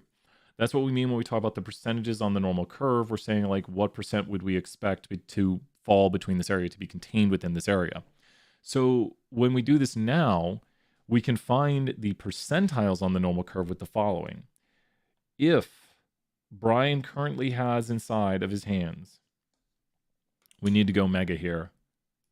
I need to go like, I need the Mario like boing, boing, boing, like doing, doing, doing, doing. So we're going mega. Mega Brian. So Brian currently has between his hands. Brian currently has between his hands 99.7% of the data. Then what is outside my hands? 99.7 inside. What's outside total? Like I'm holding. I can't get my hands to hold it. 99.7 inside. What is total outside? Total outside. You're right. 0.3.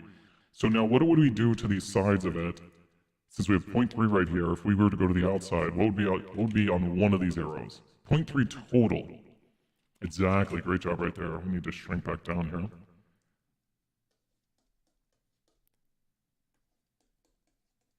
So let's go to the normal size right here.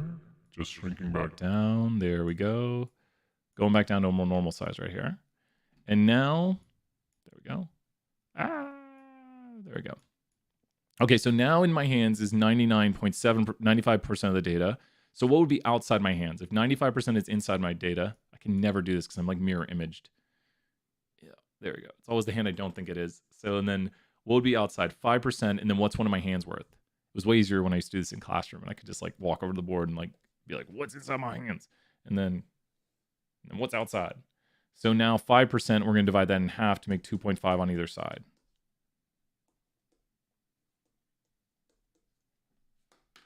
And now we need to shrink down right here.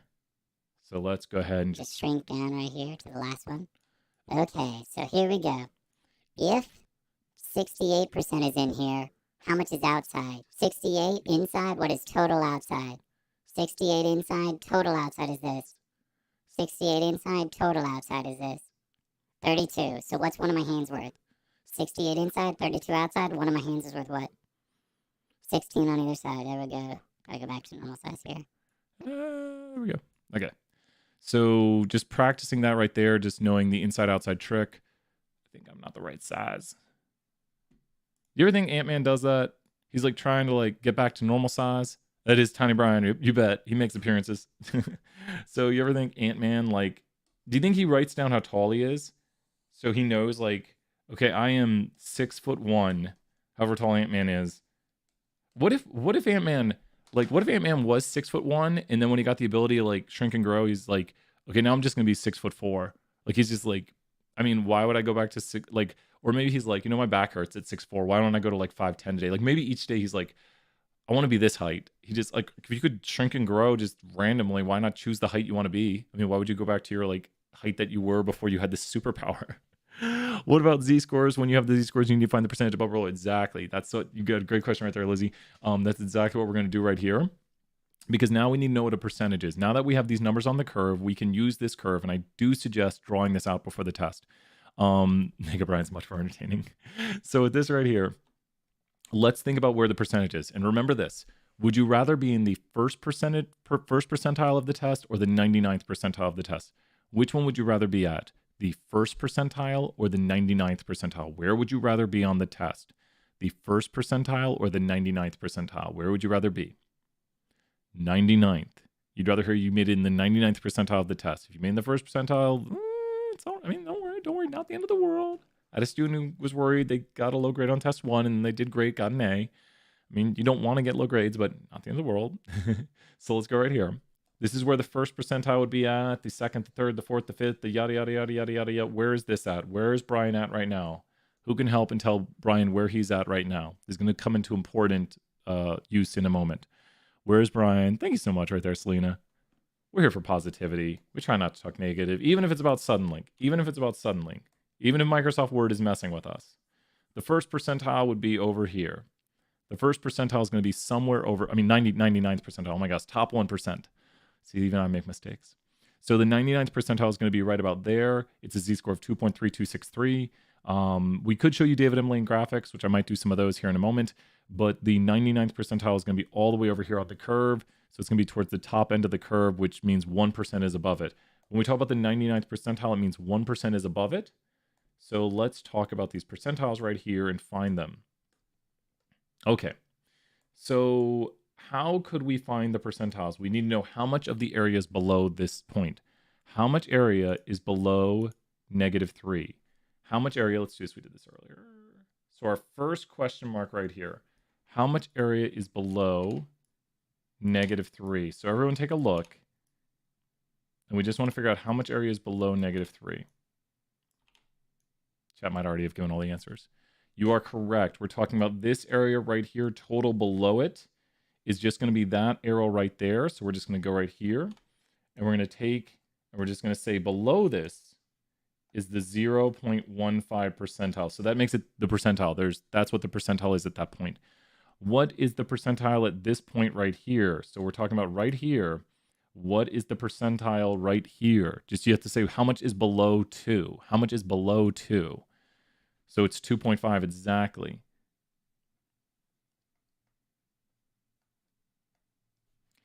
And how much is below 1? So how much is below 1? How much is below 1? And Emily, you'll see how that answer will come into play in a moment. So Emily, good work right there. And I know what you're thinking. We'll see that in a moment. How much is below the middle of the curve? How much is below the middle of the curve right here? Right? The exact middle of the curve. How much is below the middle of the curve? And definitely be writing these things down. I'm going to send out a survey, and I want to see the best practices students have, because I really believe if you write down what I'm writing down also, like if you have your sheet of paper and you're drawing this out, it really helps with memorizing it. I think that's a really good practice right there. So I need to send out a survey after exam 1 and ask students what they did that made them successful. And then I'll analyze it and I'll tell you the results on what was successful. This one's a little confusing right here, but wait, 16% is above. So if 16% is above this point, how much is below here? If 16% is above, how much is below here? If 16% is above this point, great job, Noah, right there, 84% is going to be below. So 84, this is the 84th percentile, which means 84% of observations are below that. If 2.5 is above here, what is below here? If 2.5 is above here, what is below here? So that's the easiest way to find this out. If 2.5 is above here, what is below here? If 2.5, 97.5, great job. And so good seeing so many names today, like of people like Bryce and Mary Catherine and Emma. Good to see you here. Thank you so much for showing up. So what do we see right here? What would this percentile be? This is usually the one people make mistakes on. Be very careful. I know it's 99.7 inside of here, but what is below here? This is where usually a mistake happens. Very common mistake on this one. This is the what percentile right here. So you just have to think if this much is above here, what would be below? Nice job. 99.85. Because you just have to say, it has to add up to 100. Can I grab that? Oh, look at that. Thank you, Microsoft Word. You're my friend today. Good to see you here. Mary, Emma, and Gary, good to see you here. And so now what are we going to do in purple, best color ever? We're going to go here and put 0.15, and then we're going to put 2.35. Does everyone see? I'm just finding the areas between these. And if you do this, if you're able to draw this out, you will have every area marked on your curve. And notice the symmetry as I go back this way. It's the same numbers due to the symmetry of the curve. And this is the area above. That is 0.15. I can kind of read that. Kind of. It's 0.15. I'm actually shocked it was that legible. But here is the curve drawn out. I might even try to make these numbers look a little bit better right here. Let's just clean it up a little bit. Make our drawing look a good bit better as best we can do today. You should have seen my handwriting 10 years ago. This is a vast improvement. Like,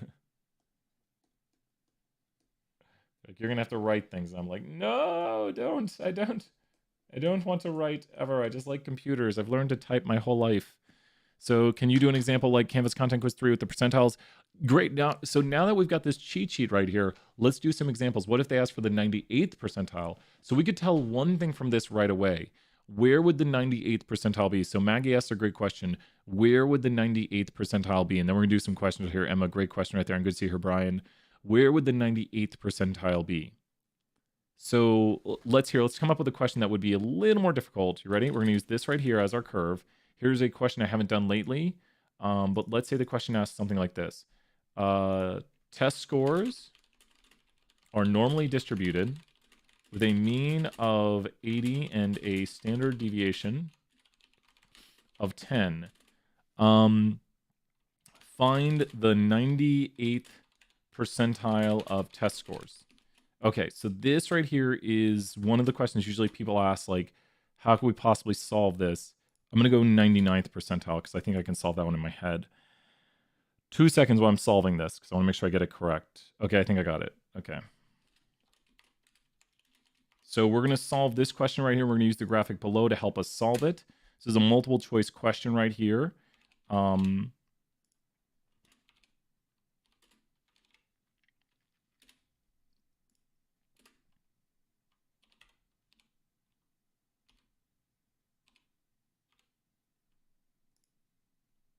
I'm thinking, wait.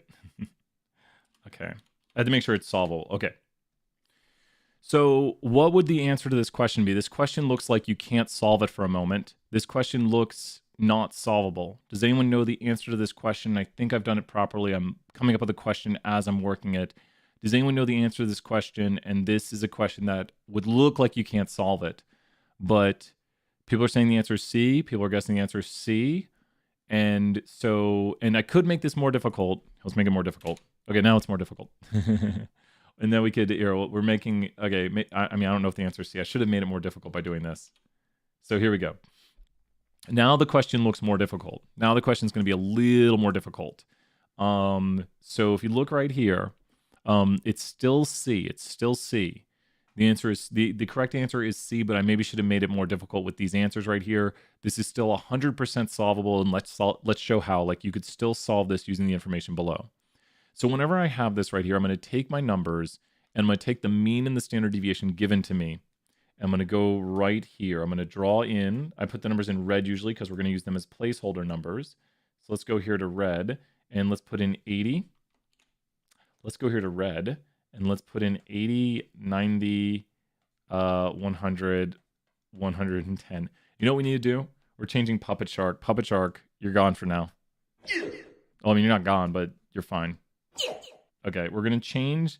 Mubot's going to go over here. We're going to go to counter, and we're going to change this to Word, and we're going to say Microsoft Word has switched colors on Brian, and then we'll put in 1 time so far. There we go.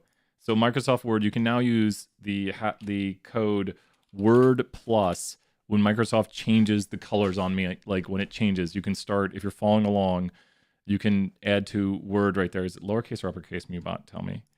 It is uppercase. That should do it. Mubot doesn't want to talk to us today. So thank you, Mubot. I appreciate that. I'm sorry, I didn't mean to say mean things about you. So I think you might, I saw someone put an answer. Let me get the answer here in a second as I was having some fun.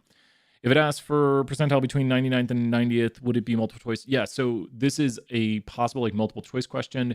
So when you look at the 99th percentile, this gives away the answer right here. Even though a lot of these answers seem plausible, what would you know using the graphic? Since it wants the 99th percentile, what would you know using this graphic down here? Using the graphic, these are the percentiles on the bottom of the curve right here. Like we've found the percentiles. These are the areas between them. What would you know using this graphic? This is the context of our problem. Exactly, Selena. The answer has to be between these two numbers. That's why I purposely put a harder answer right here and a harder answer right here. The answer has to be between 2 and 3 z-scores. Exactly. So the David M. Lane, Mr. David M. Lane, Mubot, do you want to talk to us today? Do you want to I am Mubot. Oh, you're loud today, Mubot. Calm down, Mubot. So with the David M. Lane, we could find the answer to this, but obviously we don't have this on the test. We could go right here to a curve. Yep, we want the 99th percentile, a curve that has a mean of this, standard deviation of this. I just want to see if I got it right. And 103.26. And I said 103.26, exactly. So you're not meant to know these numbers like I do. It's just I've done a lot of these problems, so I know some z-scores. So for a similar question, we just assume where it would fall. Well, so for this one right here, does that make sense? So everyone who said C, you are correct. Does that make sense how we could figure out theoretically from this that the 98th percentile, like let's change this. I know the z-score is 2.3263. I know a lot of z-scores. It's kind of scary. Oh, it's totally Mubot. He's mad about that. I am Mubot. Calm down, Mubot. He's mad about these things. Chill out, Mubot. Let's say we went to the 80th percentile. 90th percentile. Maybe I don't know that one off the top of my head. So let's put some answers here. Let me think. I'm going to make this question more difficult. You might be figuring out the answer. So you should have some plausible answers in your head while you look at this for the 90th percentile. So for the 90th percentile, think of some plausible answers. I'm thinking this over while we do this. So think this over. Think of where the 90th percentile would be at. So think of where the 90th percentile would be at. Think of where the 90th percentile would be at. I have to double, not that I'm thinking. This is not the answer. My brain's breaking for a half second here. Okay, wait. Okay. Not that that's the answer. Whoa, no, that is not. Okay, 2, 8. There we go, okay. That'll round. Not that that's the answer. Sure. Okay. How are you figuring out this one? Not that that one's the answer. So what is the answer for the 90th percentile? Automatically, when you know 90th, you know someone is what to the mean, though. If you hear someone is the 90th percentile, and we would only have one choice, Jesse. There'd only be one plausible choice using this. So the answer is C again. The answer is C. And when you hear 90th percentile, you should automatically think what for this, though? And so, well, this is the context. These are the percentiles down here. So the reason, so watch out with these numbers down here. The reason that it is between this and this is because these are the percentiles. So the 90th percentile has to be between a z-score of 1 and 2. Campbell, yep, Campbell, does that make sense? Like people are seeing it, and Emily sees it right there. Like the 90th percentile has to be between the 84th and the 97.5th. Brian is sus today. And so we see, and we haven't crashed. Maybe the computer just needed to be reset. So with the 75th percentile, yes. So let's see this right here. So just to show the answer and see if Brian got it correct, the 90th percentile is 92.81, and I rounded it to 2. Yep, 92.82. So let's see right here. Let's figure out what the 75th percentile would be. What would the 75th percentile be? Oh, no. Not that's the answer. What would the 75th percentile be? What would the 75th percentile be? So what would the 75th percentile be on this screen? So now we're asking what the 75th percentile is. What is the 75th percentile? So you know it has to be between, drawing this out right here really helps because you can see it has to be between 80 and 90. So the 75th percentile is between 80 and 90. And if you're wondering how I'm solving these, how I know the answer to these, I'm using like 75th, 98th, 99th. I know all the z-scores for these because I've been doing this a while. I've been doing this for a decade. So you slowly memorize the z-scores. The z-score for this is 0.674. So I'm able to then take that and multiply and get 86.74. Oh, wait, what? 86.74. There we go. 86.74 is the z-score for that, or excuse me, the z-score for it is 0.674. And since I know the z-score is 0.674, I'm then solving it in my head to give you the answers over here that we see on the screen. But that's called solving a lot of these problems. You eventually just be like, let's try to just write the problems. But if you notice, the answers make it, wait, yeah, Campbell's got a question. The answers make it the only plausible answer is between 80 and 90. So the answer has to be between 80 and 90. So the 84th percentile, exactly. Now that's a great question. So here we'll do questions you'd have to answer. So here is a question, and everyone put the answer in. Find the 84th percentile. You know what? We're going to make this tougher. We're going to take these away from you. We're going to take that information away so you don't have it, because it's too easy if you can just look down there and see the answer. These questions you would actually need to solve for the answer. Find the 84th percentile of scores. So now we've taken away your help guide. We've taken away the help. And let's see, don't want to change size. And we've drawn that. So we don't have the numbers to help. So it would be a 90, exactly. Let's say find the 16th percentile. We still have a lot of help on the screen. Great, Emma, positivity. We're throwing some 20 points. Thank you, Emma, for the positivity. Tagging a friend in the chat. That's what we like to do here. We tag some friends. We give them positivity. And so everyone's saying 70. You are correct. 70 is where the 16th percentile would be. 70 is where, I thought it was blue, but it wasn't. 70 is where the 16th percentile would be. Let's ask another one. What percent of students are expected to score between a 60 and 90? We've done that one a lot. It's a common type of question. What percent of students are expected to score between a 60 and a 90? You've got all the information supplied to you that you need right here. What percent of students are expected to score between a 60 and 90? And I'll draw out the help right here to make sure we can solve it. And so while you're thinking this over, I'm going to draw the kind of way I would think about it, especially with all this drawing right here. This is you can get a pretty quick solve on it. That's going to be part of the answer, because we're saying, and then we get the remainder right here. The screen pretty much has the answers. We could solve it from scratch if people want, but if you draw this out, it's a huge help. 81.5, exactly. So it really helps. How about if we're subtracting from 100 though? Let's do kind of the reverse solve of this and subtract from 100. Like, let's pretend we don't have these numbers down here at the bottom. We're taking away all of our help. So we're taking away our help, and we just have really 68, 95, 99.7. Let's do the reverse solve of it. So we don't want this area, and we don't want this area over here. So we don't want these areas. So now we just want this area in the center right here. Just want the blue area. So I want you to think about how everything on the curve is 100. So think about subtracting from 100. The more ways you can solve this, better off you are, because you just need one way. Exactly. And if you put a parentheses right there, Ben, that's exactly it. Yep, the two ways of solving it right there, Selena. I think Selena's got it. If you subtract those two areas, or you add together those two areas, I think Selena's seeing it right there. Yep, when you start the exam, you can write down whatever you want, like scratchy paper. So yeah. I think Abigail minus. Double check the mathematics. Selena has it right there. You're going to subtract off these two areas because this is 16% and this is 2.5%. And then that goes back to our starting off of the problem. Here, let's do another one right here. Let's do a few more, and then we'll switch topics. Really good review of normal model right now. We did regression to start. Really good topic reviews. This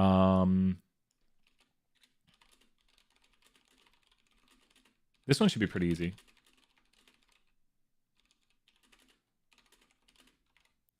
I say it's pretty easy if you know how to do it. This one's pretty easy. And can anyone solve this and then explain pretty quickly how to get it? Can anyone solve this and then explain pretty quickly how to get it? And keep asking those questions. Keep asking those questions. Can you do an example of when the number is given and we have to find the percentage? Yeah. Here, I'll write that one next. So you are correct. 47.5. Oh, Aubrey, the last answer was 81.5. The last answer was 81.5. Sorry if I didn't make that clear. The last one was 81.5. And this one is going to be 47.5. What is the quickest way? A lot of people are doing a lot of great solves. I didn't even think of that one, Madison. Madison said, this right here is 50%. So Madison said this is 50%. I didn't even think of this one. And then Madison said, I'm going to subtract off this 2.5 right here. So that leaves me 47.5. The way I solved it in my head is I said, this is going to be half of what? So the way I did it, which everyone's doing it different ways, which is awesome, be showing your way of solving it. How did Brian mathematically find that yellow area? So Brian mathematically found that yellow area how, and everyone's doing a lot of different ways, which is awesome. Brian said, I can find half of 95 exactly. The more ways you can do this, or at least understand it, the better you get. So yeah, and Emma and Madison, thank you so much. I'm gonna throw another 20 points. Like, this is the positivity, this is the help we want. We want people answering and helping each other out. I love it. Amazing review for the test. Amazing review. Let's go. We're going to do another 12, 15 minutes or so. I think the question was, let me find it again. If we're given a number, how can we find the percentage? So let's say this. You scored a 100. What percentile were you in? You scored a 100. What percentile were you in? You scored a 100. What percentile were you in? You scored a 100. You can draw it from memory when the exam starts. That is a Pro tip. Draw it from memory when it starts. I would draw it. You scratch the pair. You can draw what you want. I'll draw it. So yes, you are in the 97.5th percentile. Always kind of put a mark at where you're at, and then the percentile is the area below that mark. So even though that this does relate to 95, because within +2 and -2 is 95% of the data, we can see right here only 5% is above it. And so, or 2.5, oh my gosh, see it happens to me too. 2.5 is above it, which means 97.5% is below it. Does that help right there? So even I'll make mistakes. I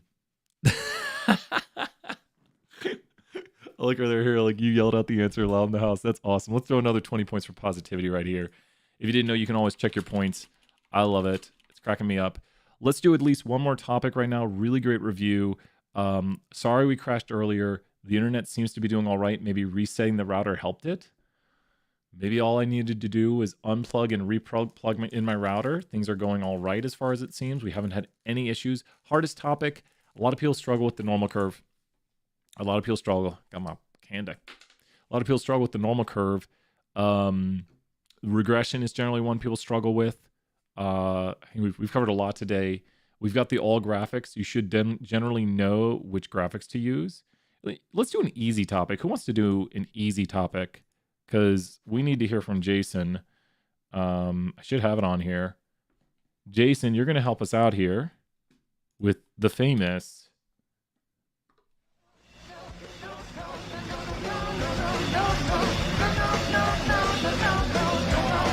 Know your variable types.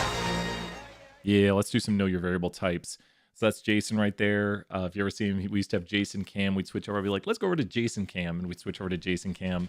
He's actually in the opening. If you saw the opening today, I'm just going to play it for half a second.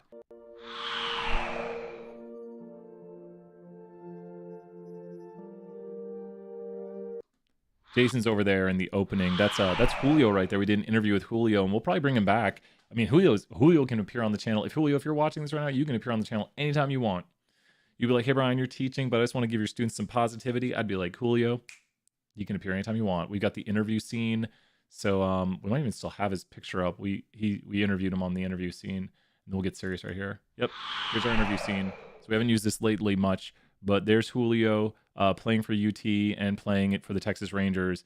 But thank you, Julio, for all the positivity you give us. He's a part of Stat Nation and did an amazing job. And Julio always talks about the importance of statistics. Thank you, Jackson. Well, Julio, I mean, he's so positive, and he and I need to catch up. Like, life's just so busy. Like, he's just super positive, and he's maybe he could I don't know, he could like come on and just say like good luck everyone. Maybe we'll do that for the final. Oh, was he on the Cubs? He played for a few teams. That is the Cubs. He went to the World Series with Texas Rangers, and then he played on UT's World Series team in like 2006 or 7. He went to the national championships with UT. So shout outs to Julio right there. He's on Instagram too. So check out his Instagram and be like, I'm taking stats to a 1, and he'll send you some positivity. He's a really great guy. So with that, let's get serious here with know your variable types. Jason, we got to hear it again. Yep, Julio took stat to a 1, and he's... Know your variable types. He talks all the time about how it's super important in baseball. Do most students take the full 90 minutes? People are taking closer to like 40, 45 minutes. Not very many people are taking the full time. Let's see right here. We have 3 types of variables. You should know this pretty instantaneously. The 3 types of variables are quantitative, categorical, and we have here identifier. Quantitative, categorical, and identifier. Quantitative, categorical, and identifier. So with quantitative, categorical, and identifier, quantitative is going to be actual real numbers we can do math on. Quantitative is actual real numbers you can do math on. You can go back and look at answers while you're working on it, not after you submit. You'll see what you got. You won't see what you got wrong until later. Categorical is going to put things into groups. And then we have right here, identifier identifies individuals. And these are actually special case categorical variables. They're unique. The biggest thing about identifiers is they are unique for each and every variable. So let's go grab a data set. So we actually have some data sets in R right here. Let's go take a look at a data set right here. And sure, let's go ahead and look at account right here. So this is just random account information right here. And what do you think purchase is? Purchase is a what type of variable? So we can look at other data sets here. Purchase is a what type of variable right here? Purchase is a what type of variable? You should see this right here and think it's a what type of variable. Purchase is what type of variable? Very important for all my classes to know your variable types. Purchase has to be a what type of variable? Categorical. Nice job right there, Jesse. It's categorical. Tenure looks to be a period of time. Maybe how long? Well, there's negative. So that does not look to be categorical. That looks to be quantitative. Pretty easy. Hopefully, categorical, quantitative, quantitative, quantitative. What do you notice here? I don't see any whats. I do not see any whats. And I think we have some data sets with those. I do not see any whats right now. I do not see any whats in this data set. I do not see any whats. Let's think if I have a data set that has that. I do not see any identifiers. So we can make a fake data set right here. Let's go over to jump so we usually see what our data sets look like. Let's say I were to take right here and go to grade. So here's the grade a student gets. Let's say it's out of 10. That makes my life way easier. I can do this if it's out of 10. We got awesome grades. Look at all these awesome grades right here. Oh no, wait, they didn't get that. No. Okay, we got some pretty good grades right here. And sorry, someone didn't turn in their work on time. They got a late penalty. And then we've got here, let's say, online or in person. So this is online or in person because sometimes I teach both styles. So here we go right here. Just creating a data set. Be very careful. I'm going to write some trick questions in here. So let's go here. Let's go here. Grad or undergrad? Grad or undergrad? Okay, so be very careful. Cool. And be very careful. So now it's whether someone's a graduate student or an undergraduate student. There we go. And then let's go to student ID. Okay. So I'm writing some kind of trick questions in here. No, that's not working. There we go. Darn you.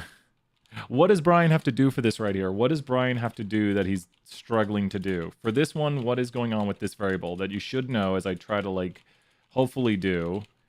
What does Brian have to do for this one right here? Which it doesn't matter what the numbers are. They just all need to be what? So what is Brian trying to struggle to do right here?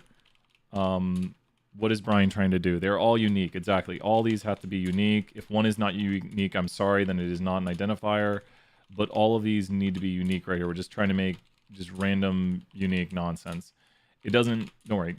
We're not going to analyze these. We don't really analyze identifiers because sometimes they can have time order data to them. Like the statistician is going to walk in the door. We need to make a thing for that. Like statistician walks in. It's like, well, sometimes they have time ordered to them. But in this instance, we're just saying it's purely identifier. So grade is going to be what right now? Grade is going to be what? grade is definitely what? And jump gives you hints over here. Grade is definitely going to be what? Grade is 100% of this type of variable. Like, instantaneously. Grade is what? Grade is what? Grade is what right now? We've got our cheat sheet. Let's see. Quantitative. Grade is going to be quantitative because why? So why is grade a quantitative variable right here? So look at someone's grade. And so grade can be categorical if it's like A, B, C, D, or F. We don't want to get Fs. So grade can be categorical, but grade is quantitative. Why? Like, I just want you to repeat to yourself, why is grade quantitative right there? And also, it's a numeric value. It's like an actual number we can do mathematics on. You can say, I got a 9, you got a 10, you got 1 point higher than me. So that's what I mean by we can do math on it. You can find the difference exactly. Like, and the difference is meaningful. Like, that's a good point right there. Jesse right there. Thank you, Jesse. We can find the difference, and the difference has meaning. Like, what does it mean that someone made a 9 and someone made a 10? Someone made 1 point higher. What does it mean that someone made a 3 and someone made a 10? Someone made 7 points higher. We can add, subtract these things, and the differences are actual real differences. Like, they're actual numbers that we can do math on. And so you'll see, let's go over to the trick example right here. So I'm giving away the answer. What kind of variable is this? And I did something in Jump to make sure it coded it this way. I put in a letter to start. And so what kind of variable is that right there? What kind of variable is that? What kind of variable is grad undergrad? Emma, great job. And Jackson, it is categorical.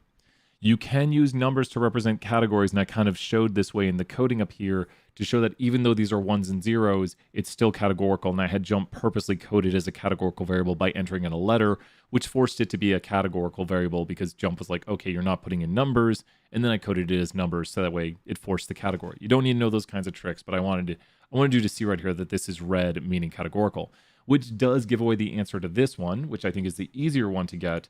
This type of variable is what? Don't worry, just keep repeating. This is good practice right here. Yay! What my take us? Oh, wait. Am I meeting today? Oh, yeah. So I got a meeting at 3. Yay! Meeting at 3. Categorical. Categorical. We'll go for another like 10, 15 minutes. Categorical. My phone lights up when I have meetings. That is the best way. This is another Pro tip. Make a calendar and put your stuff in your calendar and connect your calendar to your phone. Who knows what I'm talking about? Like if you put, and this is identifier, but who else can say like, if you connect your calendar to your phone, so that way when you have meetings or stuff, your phone blinks with like, you have a meeting at this time. And you're like, oh, my phone's showing me something. I'm sure I've missed one meeting, but ever since I started connecting everything to my phone and putting it in my calendar, oh my gosh, biggest help ever to connect your calendar to your phone. I mean, we're all hooked to our phones these days anyways, but I have a meeting at 4 p.m. your time. So hopefully we didn't do a time difference thing. That's the bad part about being in Texas. What are some last questions right here? We've talked about different types of variables. Well, let's ask this right now. Let's start bridging the concepts with the easier chapters. What kind of display could we make for someone's grade? So this is quantitative displays of data. We're talking about quantitative displays of data. What kind of graphics can we make for quantitative variables? What kind of graphics can we make for quantitative variables? So quantitative variables, what kind of graphics can we make? I moved to last summer. We'll be back though. We're going to come back to Knoxville. Have a big party. Like, we're going to go to Stock. My plan is I want to go to Stock and Barrel and buy everyone burgers. Alyssa, you're pretty close, but if we had 2 quantitative variables. So remember, what is the condition for correlation regression? What is the condition for correlation regression? Correlation regression has the condition Q, straight enough. No, Jackson, great answer. Jackson's got it right there. Correlation and regression have Q, straight enough, no outliers, because it's 2 quantitative variables. So with 1 quantitative variable, take a look at the graphic. It's going to be up here in the top left corner. With 1 quantitative variable, we have those options right there. So we could also make a box plot. Jackson, great answer though. So especially if you did that off the top of your head, that is top tier. You are 100% on track. Don't worry if you didn't get it. This is the practice. So let's go right here. We'll analyze grade. There you see the histogram. There you see the box plot. And we could make the stem and leaf dot plots. No one really cares about dot plots. And there's the stem and leaf over here. So the stem and leaf is showing us that 3 people made a 10, 9 people made a 9. This is reserved for 9.5. Like if I were to redo the data and we had this person right here have a 9.5, they will show up in that spot. So now we should see that individual showing up in that spot for the stem and leaf. So just kind of reviewing a stem and leaf just briefly here, you will see that individual on the stem and leaf. Where's my stem and leaf? And there's that individual that I just changed their grade of. Does that make sense how we have a histogram, a box plot, and a stem and leaf right here, and I'll vanish. So the stem and leaf on the right shows basically the same data. What is the bin width of this stem and leaf? So these are the people who made 2, 2.5, 3, 3.5, 4, 4.5. What is the bin width on the stem and leaf? What is the bin width on the stem and leaf? We can't use a bar chart though. Jesse, good question. We'll do that one next. What is the bin width on the stem and leaf? Kind of a big review. We're going to go about 7, 8 more minutes. Thank you everybody for sticking through the crash we had, and we seem to be good these right now. What is the bin width on the stem and leaf is the question. Be careful. So this is 2, 2.5, 3, 3.5, like 8, 8.5, 9, 9.5. The bin width on this one is going to be what? The bin width on this, on the stem and leaf, is 0.5. Because this is the 2 to 2.5 to 2.5 to 3. Does that make sense why it's a half a unit? Does that make sense? Like it says 2-0 represents 2.0. So this is our person who we just entered in who made a 95 or 9.5. They made a 95. That's that individual right here. This individual, if I click on this, it selects that individual right there. And you can see we also click on the people who made hundreds, which we don't have any of them. Oh, did I not click? I clicked on that one individual. There's the first individual. And I can select all of them if I do this. So hopefully it's making sense. Those are the individuals right there. Now here's where sometimes people make mistakes. What is the bin width on the histogram? Don't look at this, look at the bins. What is the bin width on the histogram? The bin width on the histogram is going to be what? What is the bin width on the histogram? So don't look at this. I mean, you can. Exactly, it's 1. That is the width of this bin right here because there is a 9 between this. I know it's a little confusing, probably stretching it out. It might change how it looks. It didn't. But this right here goes from 9 to 10. That's what we're talking about bin width. And this is how many observations are between here. It might even show us. There are 9 observations. Well, that's confusing. With this bin right here, there are 3 observations right here. So with this, let's look at another thing right here. One more type of question. When we analyze categorical data, what do we have to analyze categorical data? Categorical data is going to have what? What kind of displays for categorical data? What kind of displays for categorical data? Great job, everyone. Yes, uno. Solamente uno. How many displays of categorical do we have? I don't know how to say categorical in Spanish. Like, ¿cuántos displays categorical?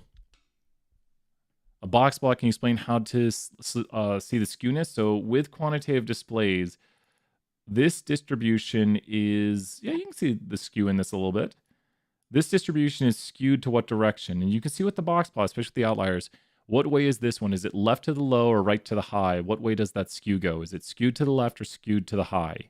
Left to the low, right to the high, whatever way the tail goes. And so you can see the way the box plot's pulled out a little bit with outliers, skewed to the left. Good question right there on quantitative displays of data. You can see it's a little bit left skew. What is the range of this data? What is the range of this data? What is the range of this data? What is the range of this data?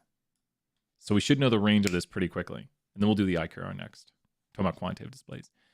What is the range of this data? The range is going to be the max minus the min. Exactly. It's going to be 8. And you can see the minimum right here is 2 and the maximum is 10. So the range is going to be 8. Now, think about how you just did the range a moment ago. The range is the max minus min. Great job right there, Reagan. So what is the IQR of this data, which is the range of the interquarters? So whenever you hear the interquarter range, the interquartile range, you're just thinking about the data being in 4 quarters. Like this is a quarter of the data, this is a quarter, and although it looks crazy, there's still 25% of the data below here. Like these are all where the quarters are at, and this is 25% of the data, 25%, 25%. So you just want this range right here. So the full range of the data was 8. That's the full range. The interquartile range is 1. And how do we know it's the interquartile range? Because the middle 50% of the data, that's what the interquartile means. The interquarters range. So we see right here the range of the interquarters, because this is the middle 50% of the data. There's 50% right here, is 1, because it goes from 9 to 8 or 8 to 9. And so you're just subtracting them. You're just saying this has a range of this. Yeah. I'm trying to think what else. How far down do the fences go when we talk about our fences right here? The fences would go how far above Q3? So you start at Q3, which is right here on the box plot. Here's Q3. and here's Q1, which is also where the median is at. So the median is technically on top of this. It's usually we see the median as a line through, but it's on top. 1.5 IQRs above. So where is our fence? Like we can't see the fence, but where is it? It's 1.5 IQRs above. So we go to Q3 and we add to it 1.5 IQRs. And so Q3 was equal to 9. And we're going to add to that 1.5 times 1. Easy mathematics right there. So the upper fence would be where? It'd be right there at 10.5. Because that's 1.5 IQRs above. And then the lower fence is going to be right here. Make sure I'm doing my mathematics correctly. At 6.5. So this is where the lower fence is at. The lower fence is just where outliers begin or end. That is where outliers begin or end. That's what a fence is. Will I get counted off for taking my... don't talk too loudly. Don't talk too loudly because please don't... I know this sounds crazy, Campbell. Basically, you want to pretend you're in a testing environment. I hate to say it, but we have to like... I'm not saying you're cheating, Campbell. I'm not saying you're cheating. But someone could be taking the test and reading the test out loud and recording themselves or like you could... I'm not saying you would do this, but does this make sense? A lot of people ask me about the talking to myself question. Like, you're like, I talk to myself during tests. You have to pretend you're in like a big auditorium where everyone's taking the test, so you can't talk out loud because technically someone could just put their phone in the pocket, put their phone on record, and record them like self-taking the exam. They could say, okay, so the mean of this and the standard deviation of this, and they could record it and have someone write it down. I'm not saying you would do that, but that's why we can't have you do it. Does that make sense? Like, it would be like maybe different in like if we knew, but that's the hardest thing. Online testing world's so not fun. Like, I'm sorry, I cannot wait till we're back into yeah, I know. I'm not saying you would. It just, yeah, exactly. I'm back. I've taken the test. Don't worry, guys. It's not nearly. Yes, Maddie, you're free to share your grade if you want. Obviously, don't say, hey, question 1 is this. So, but Maddie, if you want to say like I did this and how you feel about it, Maddie, if you want to give everyone that positive encouragement, I'm always liking that. I really do believe people can be successful. And Maddie, like you can share what you did that you believed if you are successful and you feel like you were successful. Some people had conflicts tonight with the exam, like they had a time conflict. So some people took it a little bit earlier. We'll just do a last like 3 or 4 minute rack up. I'm proud of that too, Maddie. That's awesome. Remember, that is almost 1 standard deviation. So Maddie, watch this. We had the data earlier. So Maddie, if the distribution is the same, and I am proud of you, if the distribution is the same as last semester, your score right now would put you in the 76th percentile. You're almost in the top 25% of the class. If the distribution is the same as last semester, you are at the 76th percentile. So great job, Maddie. Definitely awesome job.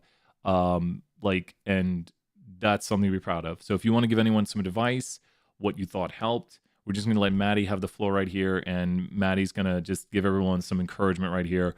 Let's throw out some 50 points of encouragement. We're going to end the stream with the positivity right here. I'm going to head off. I'm going to not stream till later. I'm going to answer emails. You're fine, Maddie. What other positive encouragement do you have, Maddie?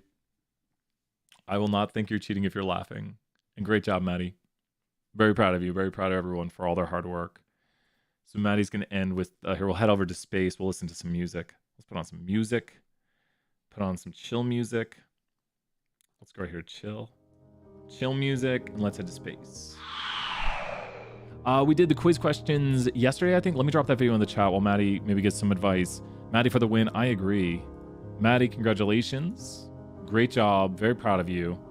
Man, did we have 114 people watching? 116? Thank you, everyone, for tuning in.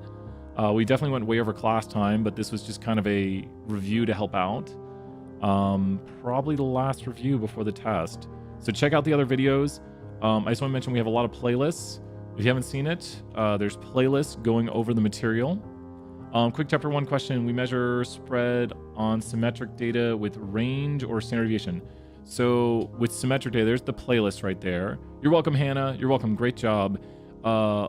Lydia, you will use, when the data is normal, mean and standard deviation. When the data is skewed, median and IQR. So remember, mean and standard deviation, normal data. Median and IQR for skewed data. Just remember the little quotes that we studied over and over. I keep saying them. So Maddie, you're saying the little quotes I use, like QQ straight enough, no outliers, plot doesn't thicken, or like when the p-value is low, reject the null, and the p-value is high, just let it fly. You're welcome, Kerrigan. Great job. Yep. And so, and I think the question was also, oh yeah, the question was about chapter 8. We're losing everyone. Everyone's tuning out. That's all right. Yesterday we covered a lot of chapter 8. Here is the chapter 8 video. I'm going to put it from the office hours playlist. This video is just chill. You got to have chill music. Chill music is a must. Chapter 8 help. Here is chapter 8 help in the chat right there. You're welcome, Kinga. Excellent work. You're welcome, Janie. Excellent work. We're going to have people sharing. Is bimodal normal? Not too normal. You probably want to use median and IQR for that. Normal data, we use mean and standard deviation. Everything else, we use median and IQR. You're welcome, Bryce. Good to have you here, Bryce. Chanel, good to see you. Jackson, say bye to everybody. Play one more song, because this song's almost over. It's got a little longer. Brenner, good to see you. Caitlin, good to see you. Thank you so much. Feel free to tune in anytime. Office hours, ask questions. We just do lots of review. I will say this, big advice. Attend next class. We're going to have some fun next class. We're going to do some big points. We do a big prize. We're going to give someone like 10,000 points next class. If you're in my class, make sure to attend next class for complete and utter randomness. So make sure to attend next class. We're going to give away lots of points. Usually people miss the next class after the test, but there'll be some big points. Oh, thank you so much, Selena. I appreciate that. So we get extra credit for tuning in and getting the MU-Bucks. You are right, Tyler. Yep. You're welcome, Emma. I'm glad it was helpful. Check out the other videos on the channel. We have lots of like reviews that are focused, like the speedrun reviews or the chapter reviews. Another song. Yes, Campbell, we need to do Among Us. We can probably do it this Friday. I know I keep saying that, and then like I get booked up with meetings. I need to not do meetings. I'll just tell everyone I don't meet. No. And that's usually, and I do meet with students. But the best thing for me usually is to do like this. You're welcome, Jesse. Oh, Selena, thank you so much for the positive with the speed run. I know, King, it's going to be crazy. Someone's going to win the Price is Right. So we're going to do randomness next time. It's going to be lots of fun. So I usually like to have a really fun lecture after the test. Yeah, Selena, we got some focus. We did lots of topics. And I'm probably not going to have enough time to like put the things in this video, put the markers. I might do it later tonight, put some quick markers in. But the test is in 2 hours. So any last questions? At the end of this song, we will end. Got 58 seconds. Terrible test taker, but if I can do it, you can do it. That's awesome. That's awesome. I'm sure many people would love to have an 88. So you are an inspiration right here. Do we have to be in your class to get the points? Nope. Your teacher will decide what to do with them. If you want to say, I got this many points from Brian's class, they might be like, cool. And you can check your points at any time by doing points right here, and MuBot will tell you your points. I am MuBot. You are MuBot. MuBot. Any last advice for everybody? Any last advice? MuBot? You'll do great. You got this, Stats 01. Bye for now, everybody. Bye. I'm totally not Brian. Bye. Totally not Brian.